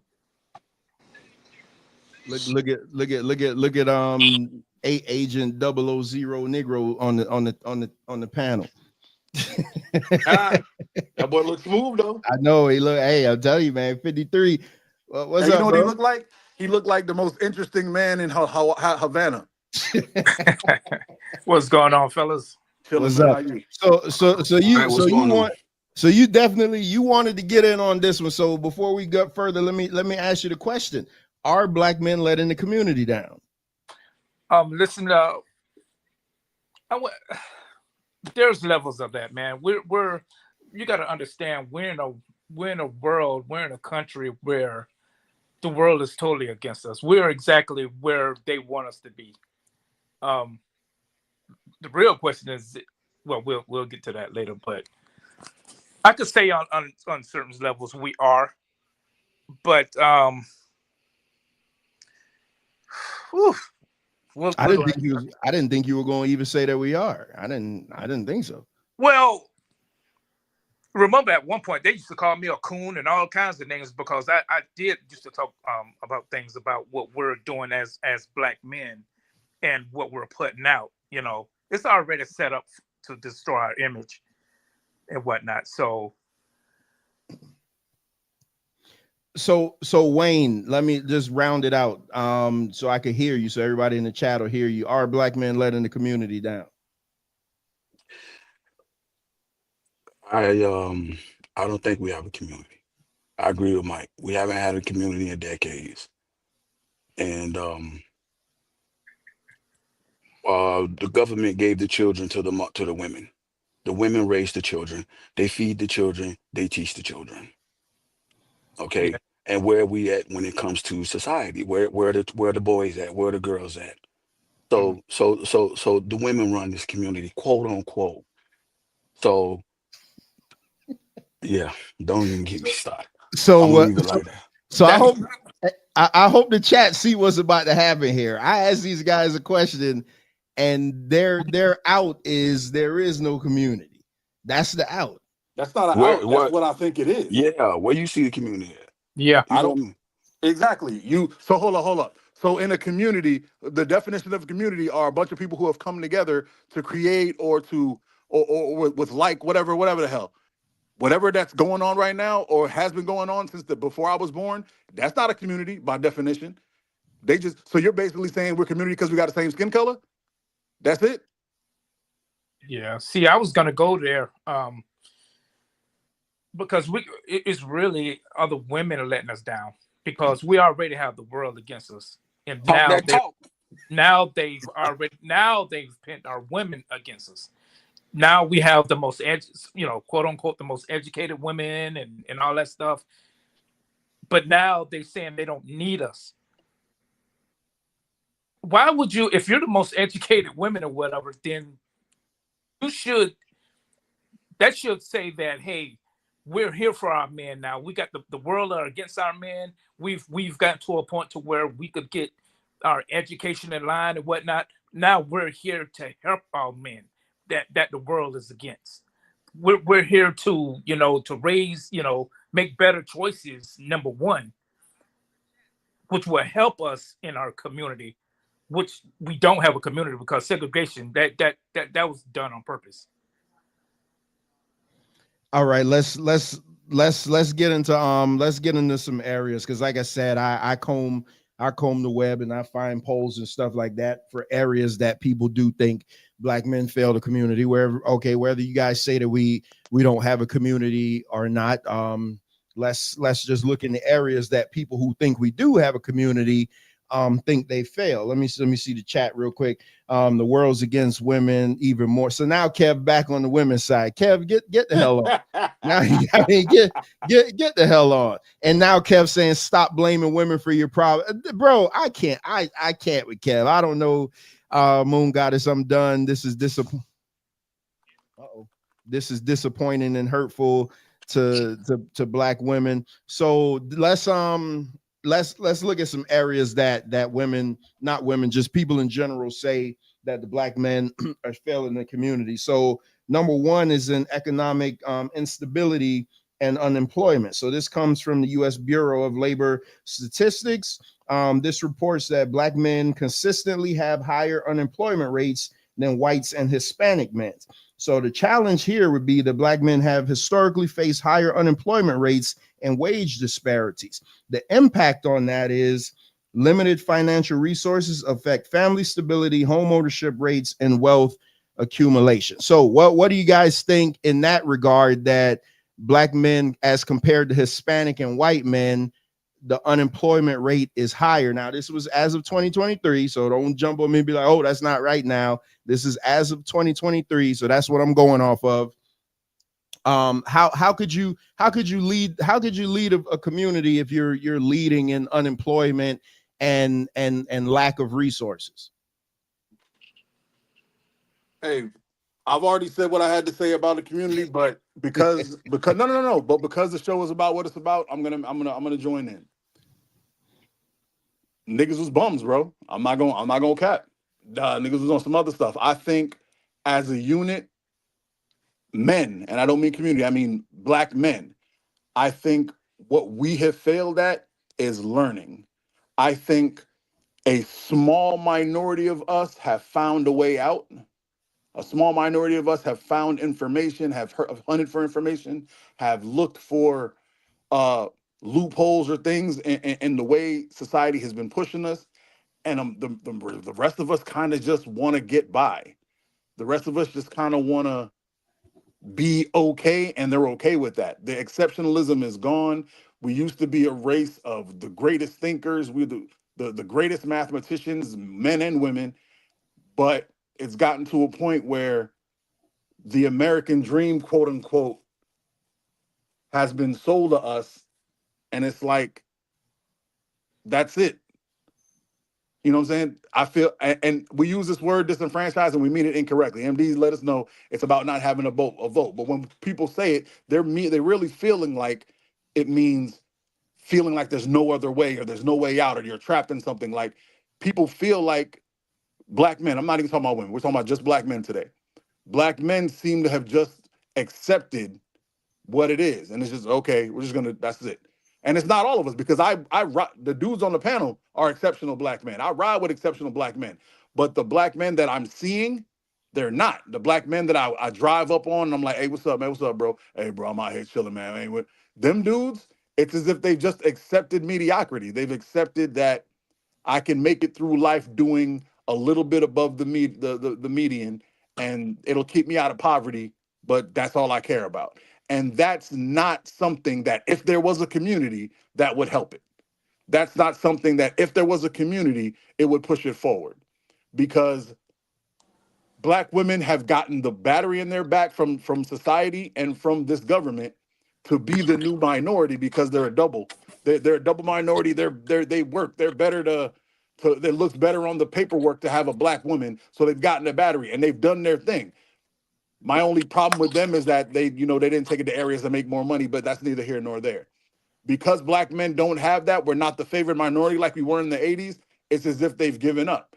And it's madness to me. That's the problem. I think if I exist, if Wayne exists, if Trevor exists, even if Kevin exists, even though I don't agree with 98% of what he says, then we're not unique. We're not unicorns.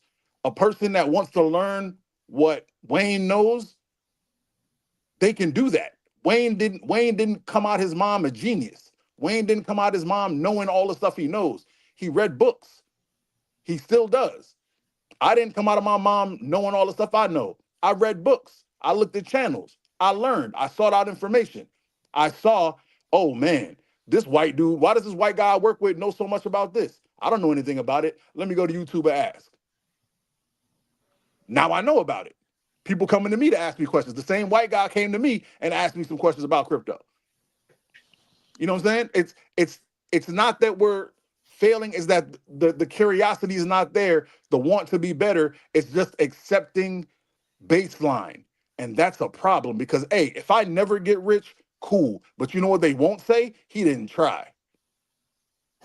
Sound like you've been listening to Pause and Reflect. So Nigga. hey, it's funny because tomorrow on Pause and Reflect, I will be not tomorrow, but Wednesday, I will be talking about leadership amongst men.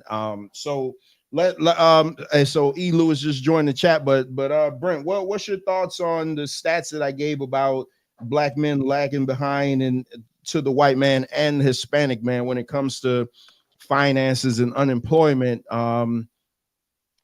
What? Look, man, it's no secret. Everything is done on purpose. It's white supremacy. It's the system. Everything is done on purpose. The one group of people that they do not want to succeed, like men, period.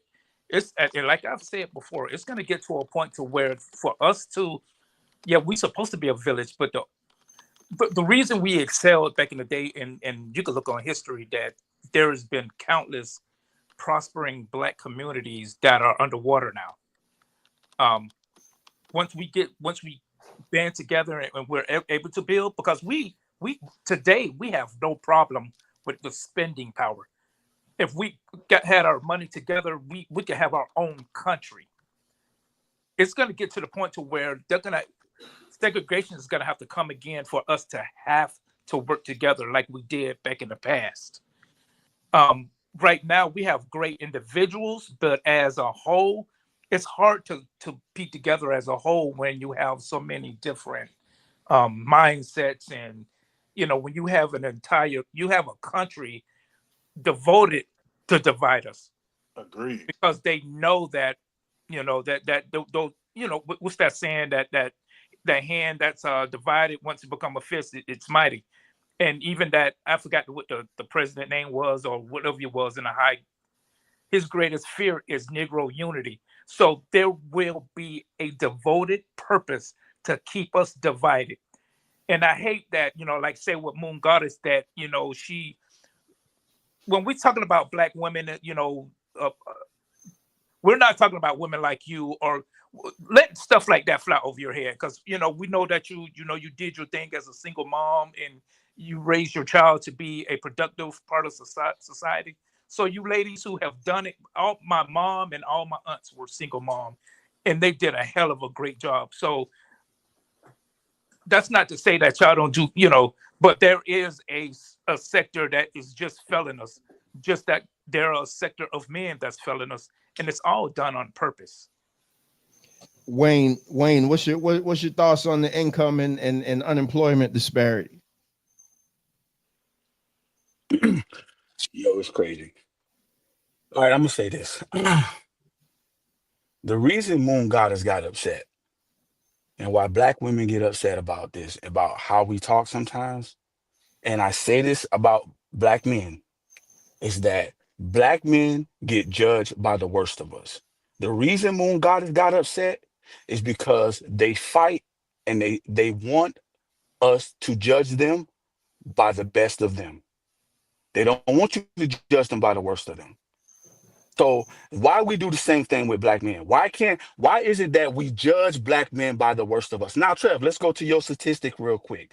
You say black men are high in unemployment, but do you also know that in the black community, quote unquote, all right, per salary per year, black men earn more than black women? Yep. When it comes to hold on. When it comes to there are more black men enrolling in college than going to jail. It's a fact. Yep. It's a fact. You guys talking about, oh, these sorry ass baby daddies, and we got a baby daddy epidemic.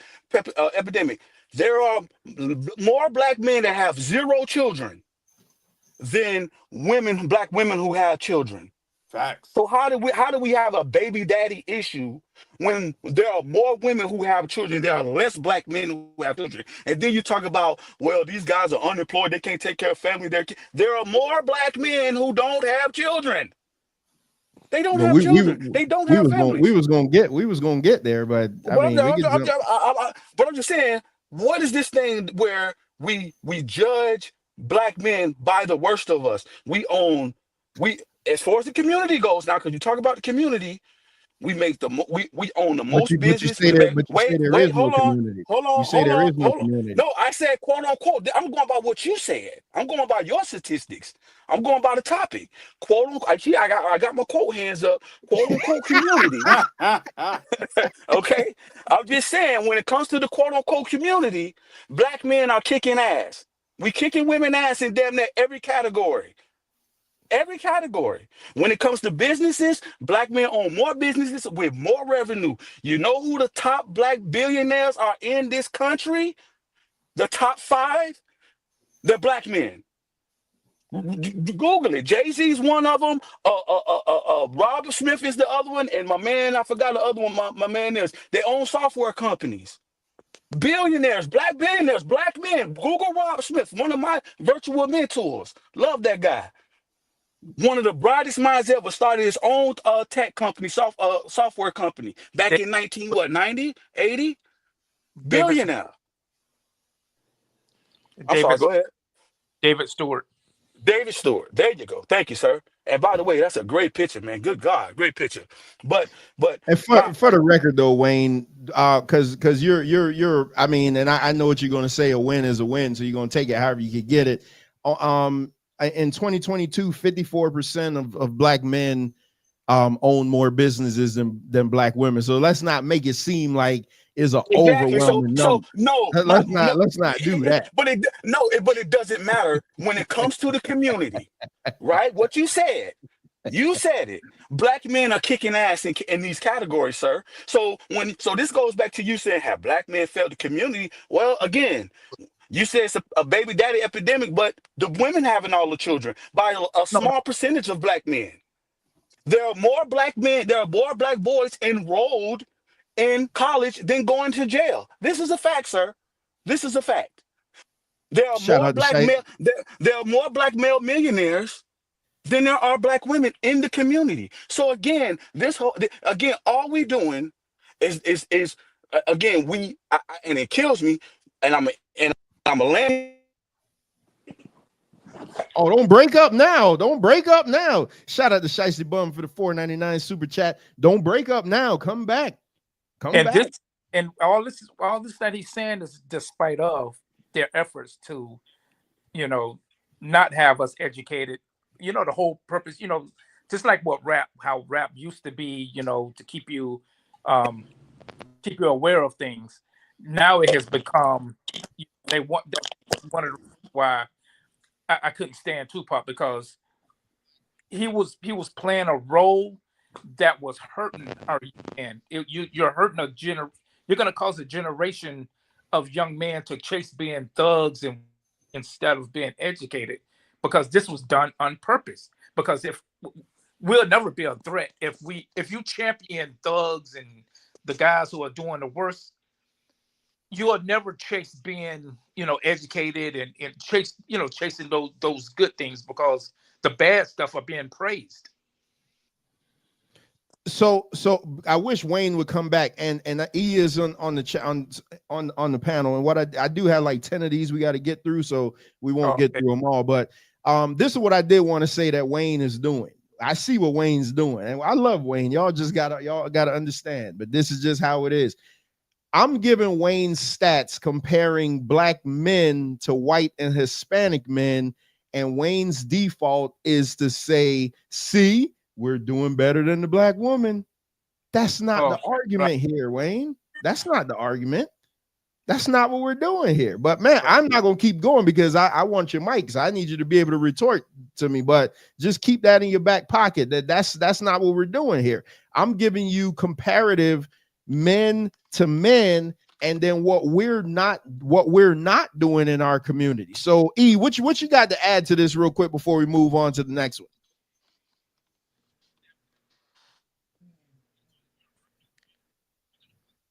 All right, now you got to jump in. Now we're running out of time. Now, come on. Does Wayne have it? Wayne, put your channel in the link. Douglas Edwards, that must be one of your homies. Does Wayne have a channel I can sub to? No, Wayne is that dude. Wayne, drop your channel in the chat. What? Nobody up here? Where everybody going? I'm here chilling, bro. I'm waiting to be told to talk. I'm following directions. E, what you got? What you got? But like I said, Trevor, it's designed for us to be at the bottom. Oh shit, I had him muted. My bad. Hey, E, unmute yourself. Unmute yourself. Oh shit, he just wait. Who fell off? Oh, he came in on another one. Hey, can you hear me? Yeah. Hello? Yeah, we hear you. Everybody else when it was you. What the hell am I doing? Now we hear you. We hear you. Thing work for me. Can you hear me? Yeah, we hear you. We hear you. Can you hear me? Yeah, we hear you. Oh, shit, he can't hear us. Let me read this super chat from Shiesty Bum. According to the CDC, 83% of black men have children by the age of 40. Half of the black men under 25 don't have kids. Hello? Is the correct stat. This man is a liar. So she just threw a stat out there for you to double check, Wayne. Oh. E, we can hear you, man. We can hear you. Talk. All right, we got to move on while I hope he said something embarrassing. We got to move on while we get that figured out. Wayne, E, we can hear you. So let's go to the next let's go to the next one. Educational disparities. Yeah. So this comes from the Scott Foundation. It's off, man. All right, let me mute him because he can't. We can hear you, but he can't hear us. Hello? E, when you get it figured out, just type in the private chat. Damn. Shit, I can't mute him. Yeah, what she say? Oh, no, she's saying according to the CDC, 83% of black men have children by the age of 40. Half of black men under 25 don't have kids is the correct stat. This man is a liar. 83%. I gotta see that. All right, let's move on to the next the next thing, educational disparities. So this comes from the Scott Foundation.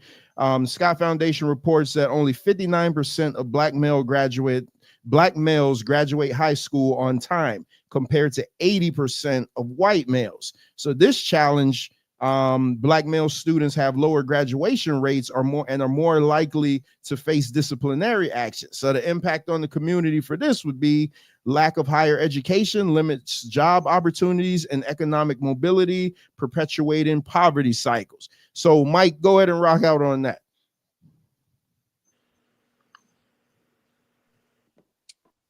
Nah, let somebody else go. Oh God, now Mike don't want to talk. What the hell going on? All right, hey D-Lock, go ahead and rock out on this one. And for the and like I said, we got a bunch of them to get through. So go ahead and rock out on this one. Look, we shine, on both sides. We both are shining in education. Can you hear me? No, I can hear you. Okay, yeah, both of us are doing well as far as education, enrollment, and all that stuff. But a lot of stuff like I think we need to bring back things like what you call it?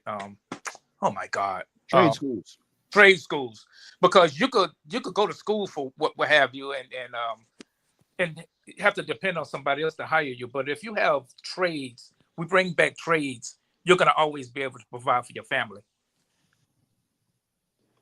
I agree. Hello? I agree. E, you can hear us? Yeah, I can hear you. You can hear me? Yeah, we can hear you. All right, man. Go ahead. Oh, this ragged ass phone I got, man.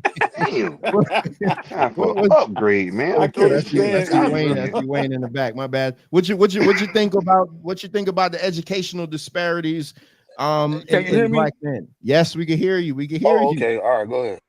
Shout out to the captain in the building. I wanted to respond to what's her name. She said 49 to 80% of ages 49 to 40. No, 80%. Hold on. 40 to 80%. 83% of black men have children by the age of 40. So the kid, I don't know where that. That's coming from the CDC. So black men that don't have it. It's 80% of black men between the ages of 40 and 49 that have children. They have kids, right? I was exactly. looking it up too. She's an idiot, and this is my last time responding to Boo Shiesty because I don't respond to her. I don't play with Boo Shiesty. I don't get in the chats. She's an idiot. I do not respond to trolls. Well, hold on. Wayne, you gonna argue over 9 years? Do not come after me, and you don't know what you're talking about. Especially you argue over 9 years, especially you. No, Trev. It's 80% of black men between the ages of 40 and 49, sir. That's not all black men. 80%? Between the ages of 40 and 49? 83% of black men have kids by that age. No, it said that's no. It not what doesn't it say that. says. It's not say that, Trev. It says between the ages of 40 and 49, 80% of black men have kids between the age. They have that age range. Not That's all black men. That's not all black men. Shiesty, you got to re-put that in because I need to. No, that don't matter how many times she puts it in. She needs to put where she got it. Exactly. Because that's exactly what I'm looking at. That's why I said move on to someone else. Read it, Mike. When she Mike, wrote it, what I does didn't believe say? it. What does it say? I need to know what it says. That's what it says. According to the Census Bureau, 80% of black men ages 40 to 49 have kids. But it's not accurate that 83% of black men have children. It's based on a generalization and stereotype. That's what it says. Man, all those damn government statistics don't ever be accurate, man. Come on. Come with it, baby. Come on, Y'all, all these shits that Shout out to the broke genius in the building. man, look at here. All these damn statistics that we're referring to, all of that stuff is altered, man. Especially getting ready to say because a lot of those, especially when it has something to do with somebody that looks like you and I. We and are I never was going to also- get 100% fact. And I was going to also say a lot of those statistics says that men fathered children that wasn't theirs either. They threw that in there. But go ahead. All right, you got it. I mean, let's cut through the baloney on that, man. I mean, like, come on. What my thing is, who are we in competition with? It seems like we in competition. Every time when folks start to speak on, stuff like these, it's like we comparing ourselves to Hispanics, we comparing ourselves to white folks. Talk that Who talk. the hell we in Talk that competition talk. to? Talk that Like, talk. what are we in competition? Why Talk we that keep talk. comparing ourselves to these damn Europeans that came over here and stole land? That's a whole nother. Why we keep comparing? This is our community, man. You think it's okay to do what Wayne did? That was my next point I was going to make. That was my next put point. black man against black woman. You think that's okay? You said the community. You said community. You said community. You said we fell in the community. I'm not competing against the black woman. Man competing against the man. Women competing against the woman. And we all in one big community here. And that's the thing that we're dealing with now. All this labeling and this classification of stuff and separation and stuff. That's what they want from us anyway. That's why we keep being stuck. Black men black men don't put themselves against black women. That's the other way around. Talk that talk. Thank you. Thank you. Hey Mike, I'm going by what Wayne did. I gave Wayne numbers, and the first thing Wayne said was, "Oh man, black men make more money than black women." You said we felt that. You said because you said comparatively to these other men of cultures, because we're at the bottom. You said we're failing the community, which means we're failing our women and children. Correct? But I'm saying, really but what I'm saying is here. But what I'm saying is how we fell in the community when if you look at the best of us, we kicking ass. There are men, we kicking ass. If you look at what we're doing within the community, we kicking ass. That's my point. I don't give a shit about what they're doing to Hispanic, because again, you talk about like the Hispanic man, you talk about all kind of loopholes with the Hispanic man, and then especially white man. I don't even know why you even put white man in that. But my point is how we fell in the community when we not having the most children. We going to college. We've been free 60 years. We've been free 60 years. Free 60 years. We done had all type of CIA ops shit going on in the community, dropping dope, all kind of legislations against us, all kind of lockup type of deals that people get money out of prison. And today, black men are coming up out of that. That's all I'm saying. Now, my point is, y'all judging us for the worst of us. Y'all turn on the TV and see a rapper with his pants hanging low, and number one, you don't say there's a woman who raised her, because that's my thing is, who raising these knuckleheads? Let's be clear. White supremacy, like y'all say, gave the children to who? That's what I'm saying. I don't understand why black men don't never want to say what it exactly is. Why the white supremacy gave the children to the men, gave the children to the women. The women raising these knuckleheads. So why don't we say, man, the women raising the children, but y'all talk about, well, the daddy ain't there. Well, the women are having the children.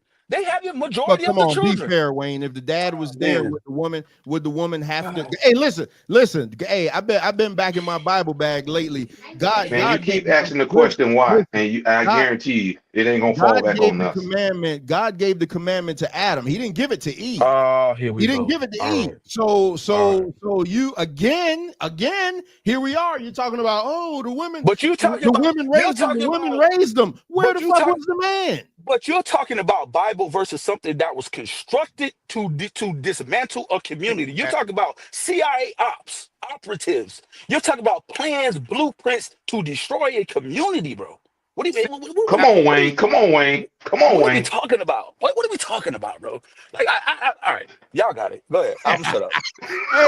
Hey, just hey, so y'all know this was me and Wayne on my lunch break all the time, just arguing at one another. So this ain't nothing Hey, here. it's with love. It's with love. I love Trail to death, y'all. I just want y'all to know that I love Trail, man. So I can't. I'm not gonna be able to get into everything. Damn, now the Cap want to join. Hey, Cap, see, because we got to be done soon. I do need you to get that 12 tribes chart presentation together though. Let's go to another one. We may have to do a part 2, man, because I need to get through all of these. But here's a big one. Here's a big one, and I know Wayne gonna shit on this one too. But I want to hear from Mike.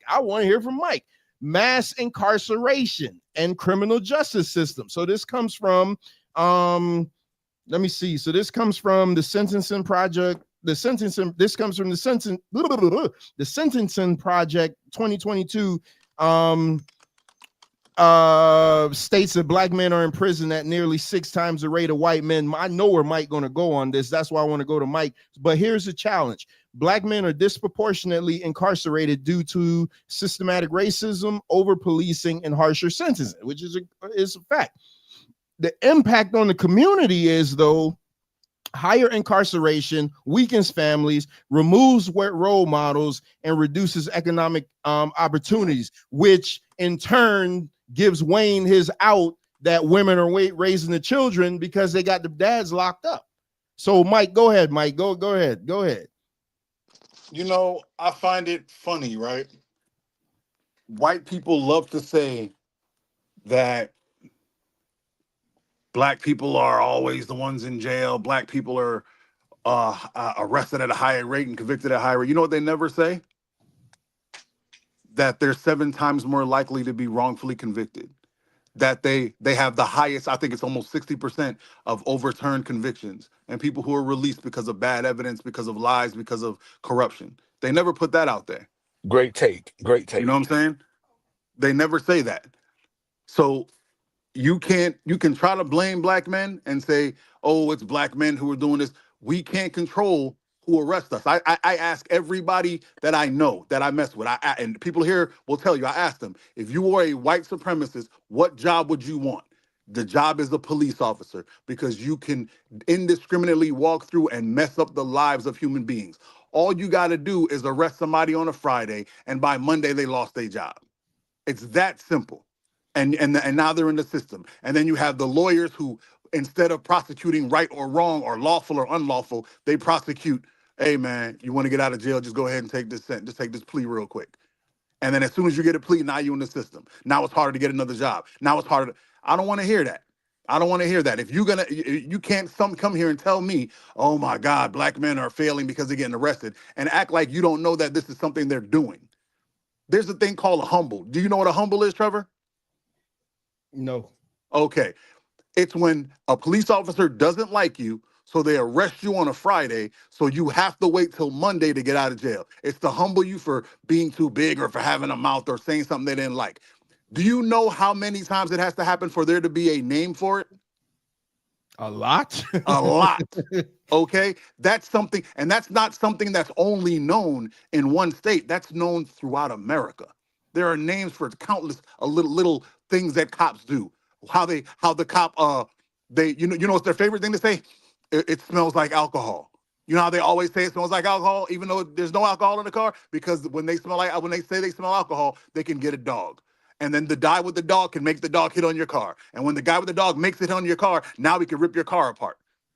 And it doesn't matter what we find, we'll act like it's something else to And they arrest you. provoke you. That's how they provoke you to talk too. Exactly. To tell on yourself, to self-incriminate. I've seen a white man go to jail for bird droppings on his jeans, and they said it was crack cocaine. Because if they want to get you, they're gonna get you. So I don't want to hear this, but black men ain't failing the community because of this. The community is, no, I'm not even gonna say that. The society is failing black people because they're always after us. They always have been after us. They always will be after us. Not the straights our society though, but go ahead. No, never that, sir. Never that, sir.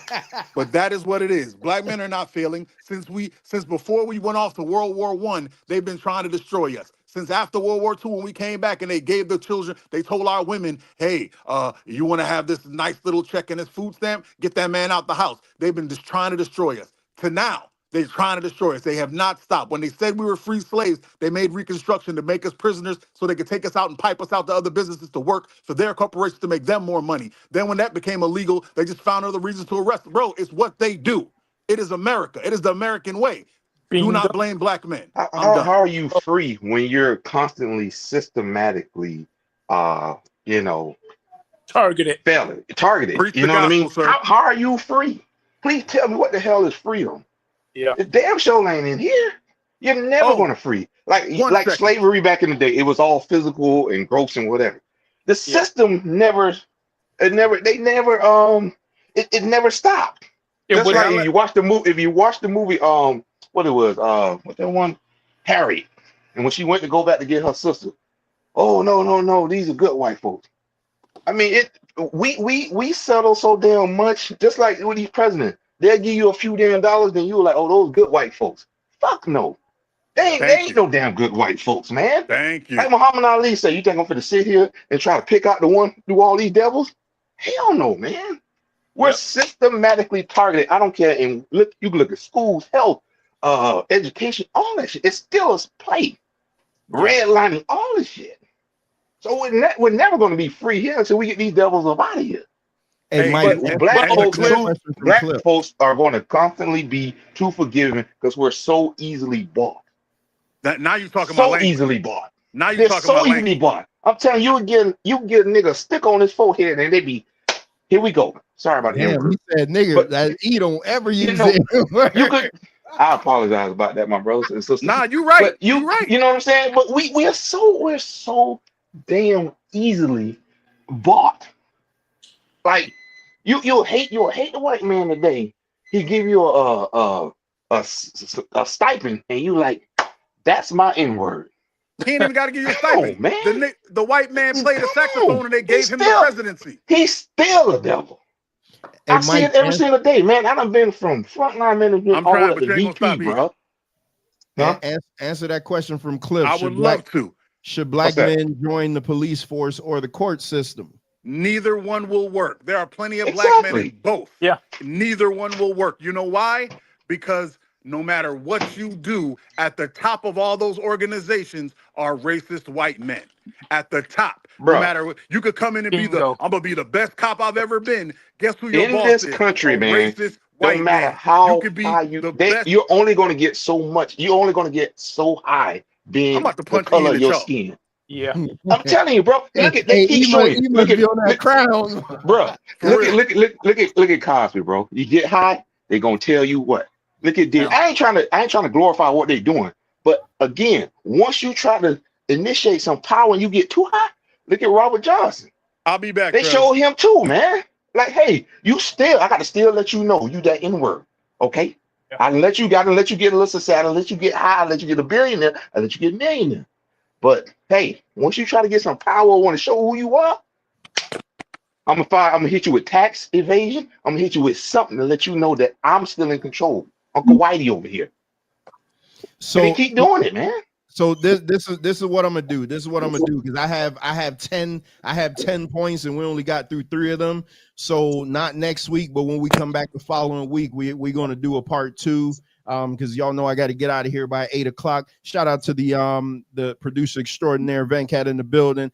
So the Cap has joined us, but before the Cap goes, I do want to hear from D-Lock and Wayne, but I do want to read, Ricardo says now Doge is saying they're planning to give $5,000 to everybody, and now everybody's up in arms. The Cap says all these points are great. However, that being said, black men have to hold themselves to a higher standard with the systematic racism being pervasive in America. So, and the women also. So, D-Lock, go ahead and give your thoughts on this real quick. Then I'm gonna jump to Wayne and then the Cap. Uh-oh.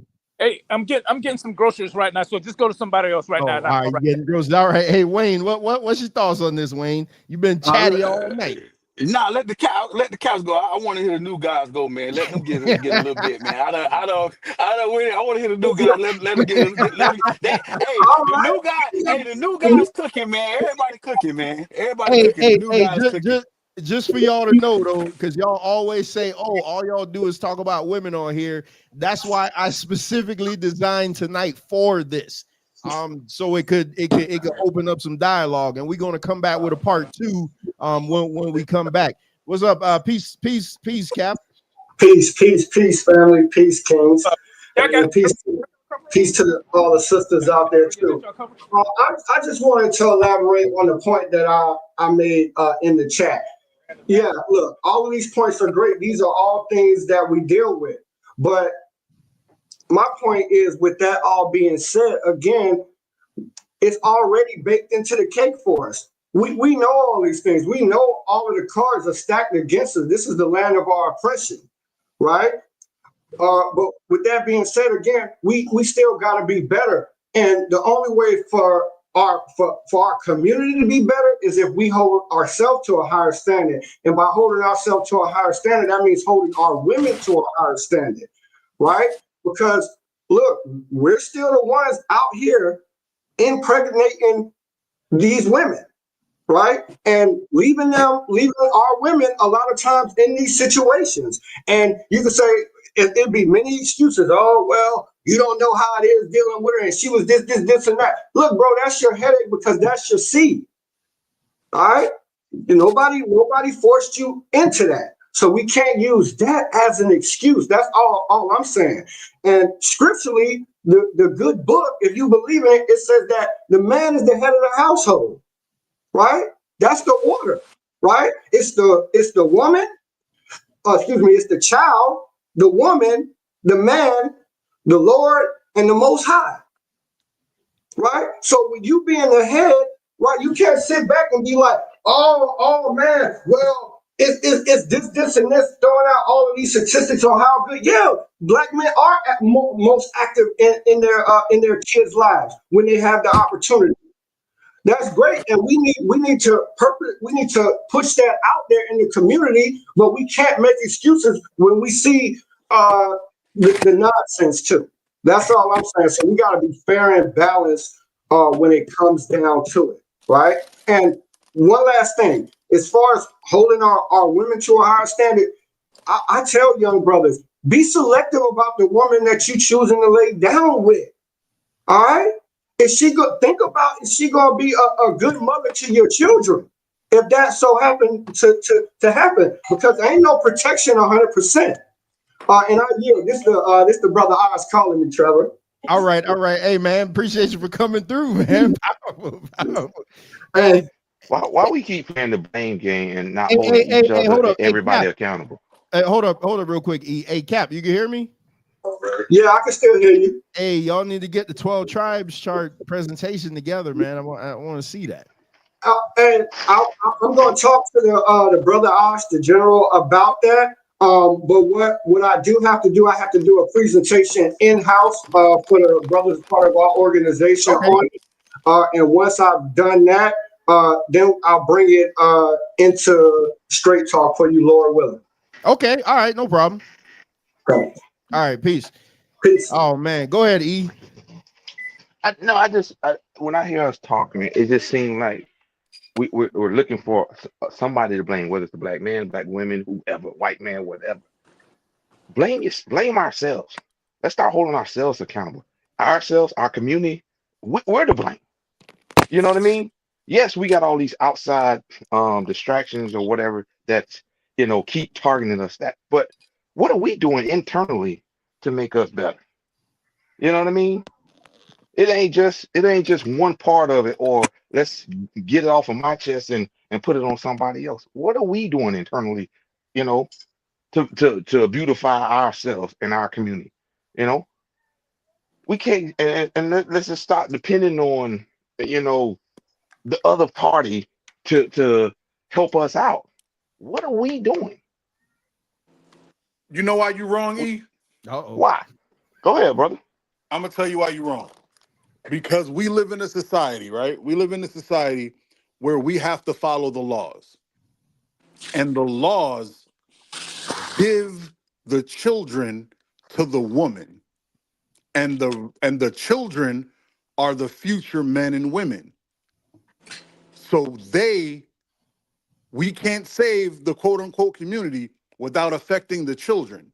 And we can't get to the children without going through the woman because society doesn't give them to the men. That's why we talk the way we talk. Right. Women have the kids. Right. And they're the ones who have, and I apologize to the women that are hearing me, they're the ones that have the issue and they're the ones that are quote unquote out of order. They're the ones who want to be men. They're the ones who are moving as if being women is against their very nature. They're the ones moving as if being a woman is disgusting to them. They're the ones that are moving as if they want to control us. And it can't work that way. And it'll never work that way. If you've ever seen a woman that's a dominant woman with a soft man, I'll show you a relationship that can't wait to be over. I'll show you a woman that is miserable. The women do not have it in them to be with the man that is not running it. They don't. They don't get me wrong. They'll be there and they'll argue and they'll complain, but the second the man is not manning, they're going to leave.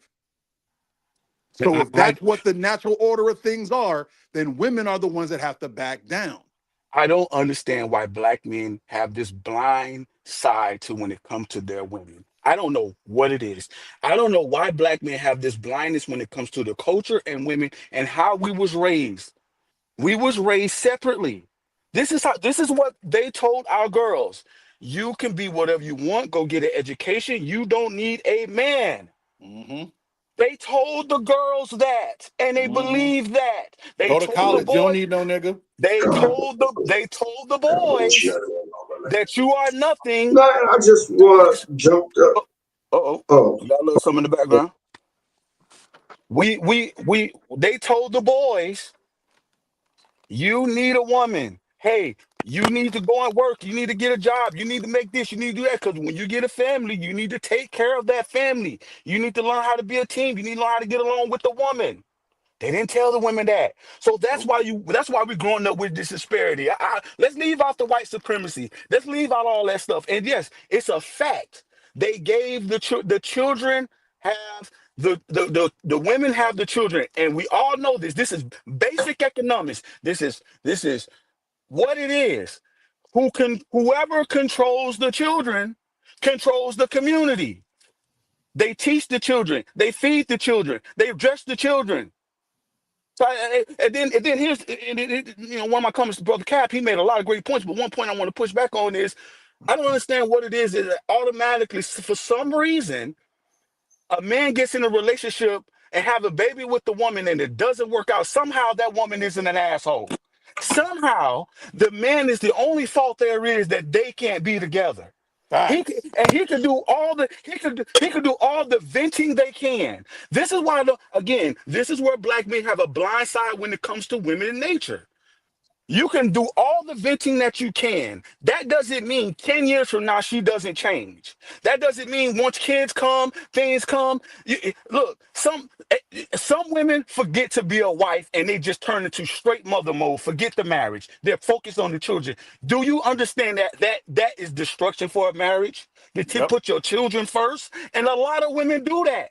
I don't understand why exactly. So I don't understand why black men have this blindness to when it comes to women behavior for some reason. that they can't be assholes, that they can't be the problem, they can't be manipulative, they can't be liars, they can't be cheaters. Only men. That is insane to me. I do not get it. And we're the only culture of men who have that blind side to their women. And I don't know what it is.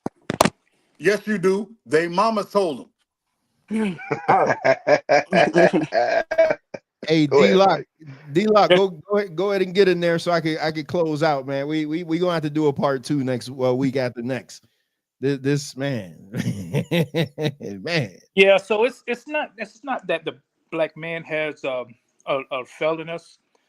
It like I said, it's designed to be this way. You know, we have to fight against a system. And you remember when Ice Cube had came up with the plan with the black community thing or whatever.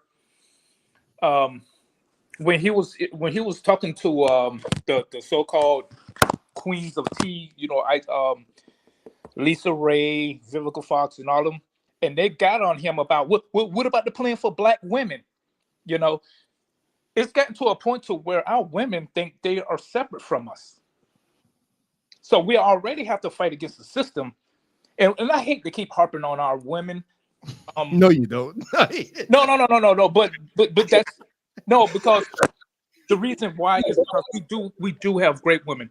My sister, as an example, my wife, as an example, we have great women, and like my man has said, it's the worst of us that constantly shine. Look at all these like the Pop the Balloons and the Kendra G show. You see all these totally irresponsible women that's having 7 kids by 7 different men. How is our community ever going to be a village or one when you have so many different? And you could say that the men are irresponsible for just sleeping with women, but it's the women. We can't open your legs and just have sex with you. When you're having 7 kids from 7 different men, that's a problem right there. How can we build a community? You know, when you're totally being irresponsible, and we have a system that's totally against us and will forever be against us. So when you have, we can't. Exactly, you can't. The bottom line is what we're gonna have to do in order to be one is with all the money that we have, because like I said, we have enough money to have our own country. We're gonna have to move out of this country. They won't leave Whitey. And like I said, it's going to have to become a point to where they have to desegregate themselves from us in order for us to be forced to work together as our ancestors had to do. They were forced to have to work. That's what's going to have to happen. It'll never happen, Brent. It'll never happen. Black people have become so enamored with the state being their protector. Black women have become so happy with the state being their man. Black men have been so happy with the state being their backup. Oh, if this don't work out, I know I can go get that unemployment. It's never going to happen, sir.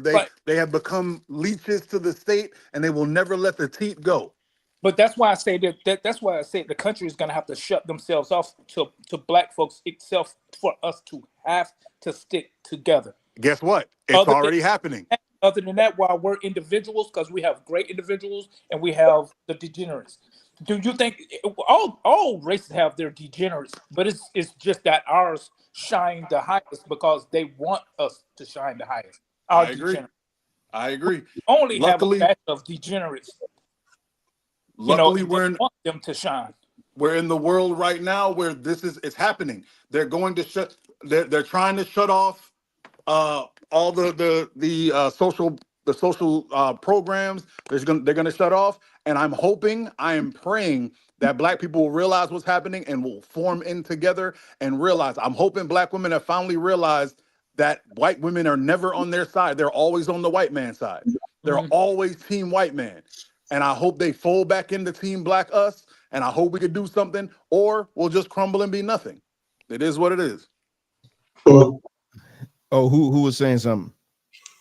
No, I was just going to say, and this is why, again, we have to hold ourselves to a higher standard. Everything, these brothers saying are true, right? Our people are ingrained in this system, and we have Stockholm syndrome as a majority, as a collective majority, right? But those of us who are, so to speak, unplugged from the matrix, what we got to do is continue to push this message of holding our community to a high standard, letting our brothers know that it starts in the house, right? We got to teach our women, teach our children how to be better, how to conduct themselves, right? How to focus on a sense of community, right? And then again, I agree with Trevor. A lot of these things about us, going off into another country, that shit ain't gonna ever happen, right? That's not gonna ever happen. But what can happen is, again, starting to teach, in the household, because that's where it all starts. We ain't gonna ever get nowhere, right? If we ain't holding ourselves to a high standard within our own houses. But how are we gonna teach all this shit in home when you have like the broken home, like just like say with Cam Newton? Okay, he's a successful man that has all these kids from different women. But if all these households are separated, I mean, in a way they could kind of be on a people like Cam Newton to be the leader. That's been our problem. We can't look to these leaders for our community. They are not leaders. They're just men. They're just average men who got money, you know what I'm saying? And then their problems are amplified and pushed out as basing a community off them entertainers. Operates. We can't worry about that. What we got to do is, again, worry about ourselves, our communities, and the message that we individually push and teach, and hopefully that will spread within our households, right? Here's what happened, and they did it behind your backs, and nobody's mentioning it. Black women has classified themselves as a separate race from the Black community. They classified themselves. I don't know when you talk about this unity stuff. They have classified themselves as a different class of race. They have classified themselves as a different. That's why I brought up when Ice Cube brought up that thing about the Black community. You had these women talk about, well, what about us? Exactly. Separated from us. They have separated themselves. But brothers, those women are too far gone. There's still a lot of our sisters out there, you know what I'm saying? And look, hold on, let me say this. As this society, so to speak, circles the drain and crumbles these social programs that they see now are beginning to get taken away, trust me, they still are women. They're going to come back. They're going to come back to us. But we got to be in a position and be ready and have something to teach, right? And be ready to take that clay, right, that's all broken up, and put it back together and build them back up into fine women. If we ain't ready to do that because we so ready to shit on them, then we gonna continue to find ourselves, right, in the same situation, and the next generation, right, gonna be worse the fuck off. Hey, that's where you lost me, brother. I'm not raising a grown woman. Yeah, I'm not raising a grown woman. When you're working with Clay, Clay don't fight you back. When you're working with Clay, Clay don't tell you to shut the hell up. When you're working with Clay, Clay don't tell you what you're not gonna do. When you're working with Clay, Clay don't tell you to get out my house. When you're working with Clay, Clay don't say, these is my kids. Exactly. Okay. I agree with that, but that's just, look, that's the burden we got. And I said, and hold on, when they start to see, that was my point, the way this society is crumbling. Look, some of them may come back and still have that sauce on them, so to speak, right? But some of them gonna come back with an understanding that, look, I got to get up under my man and listen because these people been lying to me. Here's what needs to happen. What world do you live in? I don't know. They gonna have bad attitudes, and if they got bad attitudes, they still are women. What the fuck we gonna do? I'm gonna keep them outside my house because I don't want that in my life. I'm not gonna be miserable to make them happy. I gotta wrap up, man. It's little mama's time, man. Ain't enough people making the sacrifice. Hey, listen, hey, give you quick closeout, man. So I can wrap this up and get out of here. Look at the bottom of the table there. Unless we have some unity, we're still going to just keep staring at that monkey in the corner over there, the elephant in the room, and keep pretending. If we keep allowing the person that has suppressed and oppressed us for 900 years or more, if we're going to continue to be bought so easily by them, we're never going to go. If you're not going to hold your own people accountable, we're still going to be in these same spots. These are just like the basic things that if we start to make some footprint on, we'll be, at least heading in the right direction. I'm just gonna keep it short at that. I appreciate it, all y'all brothers, and let's keep this dialogue going. Hey, Peace and 2 blessings to weeks. All right, everybody. peace, Two peace. weeks. Hey, 2 everybody. weeks. Peace to y'all. All right, peace, Cap. Two weeks. We'll be back. Not next Monday, but the Monday after. We're gonna finish this because I got 7 more points that I got to get through. Peace to Rashad Ali. Nah, let the crash outs have 911 and Uncle Sam. Hey, D-Lock, man, make sure you're back in 2 weeks for part 2. But go and give us a quick closeout. Yeah, like what brother was saying, the entity that has separated us for centuries is going to end up having to be the same entity that's going to force us to have to work together. Because individually, I could constantly say this, that, and the other, but it's going to go away and that, and the other. Because when I used to always speak about certain things, I'm a coon, I hate myself, this and that, and the other. So it'll go in one ear and out the other. So I do my best in my household, but I can't control what everybody else do in their household. So it's gonna the entity that has forced us, that has purposely for centuries to divide us, that's gonna end up having to be the one that's gonna force us to have to work together. Yeah, I agree. It's going to reveal the fact that we have to come back together and focus on community. So I agree. All right, Wayne, it was a spirited one tonight. It was heated one tonight. go give us your closeout. Hey, man, I appreciate everybody on the panel, all the men on the panel. Great points, all of you, man. I really appreciate this. I had a good time. Everybody in the chat. Cardi, what's up, baby? Cliff, all y'all. For me, I don't play down the middle game. I don't play the down the middle. We all got to come together because you get nothing solved that way. There's a problem. There's an issue. You have to point it out and you have to get down to the bottom of it. Okay? It is the women. The women have the children. And on top of that, we're not even saving the black boys. We said screw the black boys. So I don't even know how we're gonna even come together if we ain't even saying let's take care of the black boys, because I believe this. If you fix the kings, you fix the kingdom. And we ain't even doing that. Obama said, my brother's keeper, and black women went crazy and said no. So again, man, we men are sitting up here talking about we need to come together and that down the middle and we all got to figure it. Nah, man, no. There's an issue, and we got to boil it down and we go from there. And I say the ones that don't want to, it's a talent system. You either at this point you either got it as a black woman. If you're a man that's looking for somebody, you either got it or you don't. Move on. And if you have to, you go to another race or you date out. Period. That's just the game. I'm sorry. That's just the game. The culture, the community is lost. I'm just telling you right now, it's lost because the way they raised us from children, forget white supremacy, is how they raised us from children. Period. I land there. Y'all have a good night, man. Peace. Hey, black All man, right. don't forget to invest your money, and don't forget to love yourself and take care of yourself and go do something for yourself this weekend. Go buy yourself a drink or something and celebrate yourself for doing the hard work all week, man. Y'all have a good night. Hey man, Wayne. Hey Wayne, this was fun, man. This is just like old times' sake. Yes, sir, man. Hey, I had a good time, man.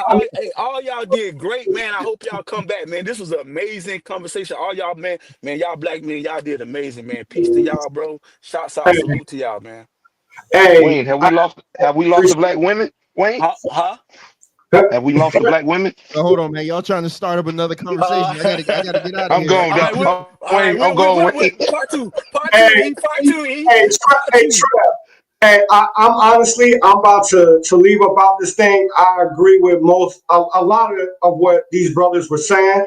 I just do want to say one thing, and it's going to be real quick, that yes, I agree with the point the brother was making, But we still have to remember, man, that the woman is the weaker vessel, right? So we have to deal with her according to knowledge, understanding that, right? And that's kind of the point that I was getting at. Not that, that it's on us to have to deal with the attitude. No, the woman got to fix her attitude. That is true, right? But we still have to deal with them, according to some level of knowledge and understanding. But again, I appreciate y'all, brothers. Lord willing, I can come back for the part 2. Hey, appreciate you, brother Trevor, the most non-biased, man, debate platform, man. Great platform. Love you, my brother. Peace. Peace. Peace. All right, Mike, Good take. Mike, go and take us home because little mama looking at me crazy. I want to apologize. I want to apologize to all of you who think there's a way out. There isn't. I want to apologize to you who think that if this thing goes down, that women are going to come back. I ask you to do this. I ask you to look at yourself and tell me what it would take to make you submit yourself to a gay dude to let him take care of you as a straight man. The answer is there's not a thing out there that would happen. It wouldn't. And you have to remember these women have decided to make themselves another version of a man, and they will not submit themselves to a man. These are the same women who will go with 5 cats and die and say, I'll do bad by myself. If you haven't realized, that's one of their favorite comments. One of their favorite things to say is, I could do bad by myself. That means I'd rather die than follow you. That's what it means. You might not want it to mean that, but that's what it means. It means I'd rather die than to submit to a man. Those women are lost. Well, not to okay, and to us. No, those women are lost to us. Fantastic. Yes. Right. I'm saying we let them go. They do what they do. Go get your 4 or 5 cats and go die in a corner. I'll laugh and move on with my life. I don't care. I'm not here for them. I'm here for this quote unquote what's supposed to be a community. So you gentlemen out there, stop wasting your time on these nonsensical women. Stop wasting your time in your life trying to put something together that can't fit. They're squares and round. We're round holes in their square pegs. If it ain't gonna fit, move on. There's a plethora of black. I just found me one. There's a plethora of wonderful black women out there. Trevor hasn't one. Moon is out there. Moon just made another one. She brought another wonderful woman in existence. She's great. I love this chick so much so that I want my kid to be over there with them. I just told her that today. You could ask her if I'm lying. Love them. Worry about yours. Worry about you. Worry about getting your generation to the next level and making sure they're still as good as possible. These lost generations, these lost people, they're lost for a reason. We need to make a new black race, the ones with sense. Yeah. And that's why I want to make a point about to Moon Goddess that, let it fly over your head. We're not talking about the women like you, you're doing great. Thank you for all you women that the single mothers that's making productive children and all that. Thank you. We're not talking about you, but we you know who we're talking about. I told her today she's a unicorn. She knows. Yeah, she's a special woman. All right, go ahead, Trev. We all right, done, fellas. We got to get out of here, man. I listen. If I can get the barbershop to be like this every week, this is what I'd like. I'd like for us to have these type of conversations, because just so you guys see, me and Wayne don't always agree. As you might think that we agree all the time, but we don't always agree. This is actually how we started. This is how me and Mike are always. Don't agree on anything, but I do appreciate these type of conversations though, because they get everybody thinking, and it's things that need to be talked about. So not next Monday, because we're on the bi-weekly, but the Monday after we'll be back. We got to do a part 2 on this, just because there were 7 topics that I didn't get on, and plus young Kev had to leave, so I definitely want him to get on this, man. So appreciate everybody coming through, man. Y'all please make sure and hit the like, share, and subscribe button. Check out my Pause and Reflect on Wednesday. I'll be doing another episode on Wednesday, actually talking about leadership in men. So make sure and tune into that. That'll be 6:30 in the mornings, Mondays, Wednesdays, and Fridays. So, hey, man, with all that being said, ain't no much more I got to say. Tafis Politics looks like they'll be doing it Wednesday. Looks like Tafis Politics will be this Wednesday. So y'all make sure and tune into that tomorrow. Hey, man, with all that being said, I leave you guys with these words. Always seek out the truth for yourself, because if not, you'll fall victim to other people's interpretations of them. Peace. Peace. Peace.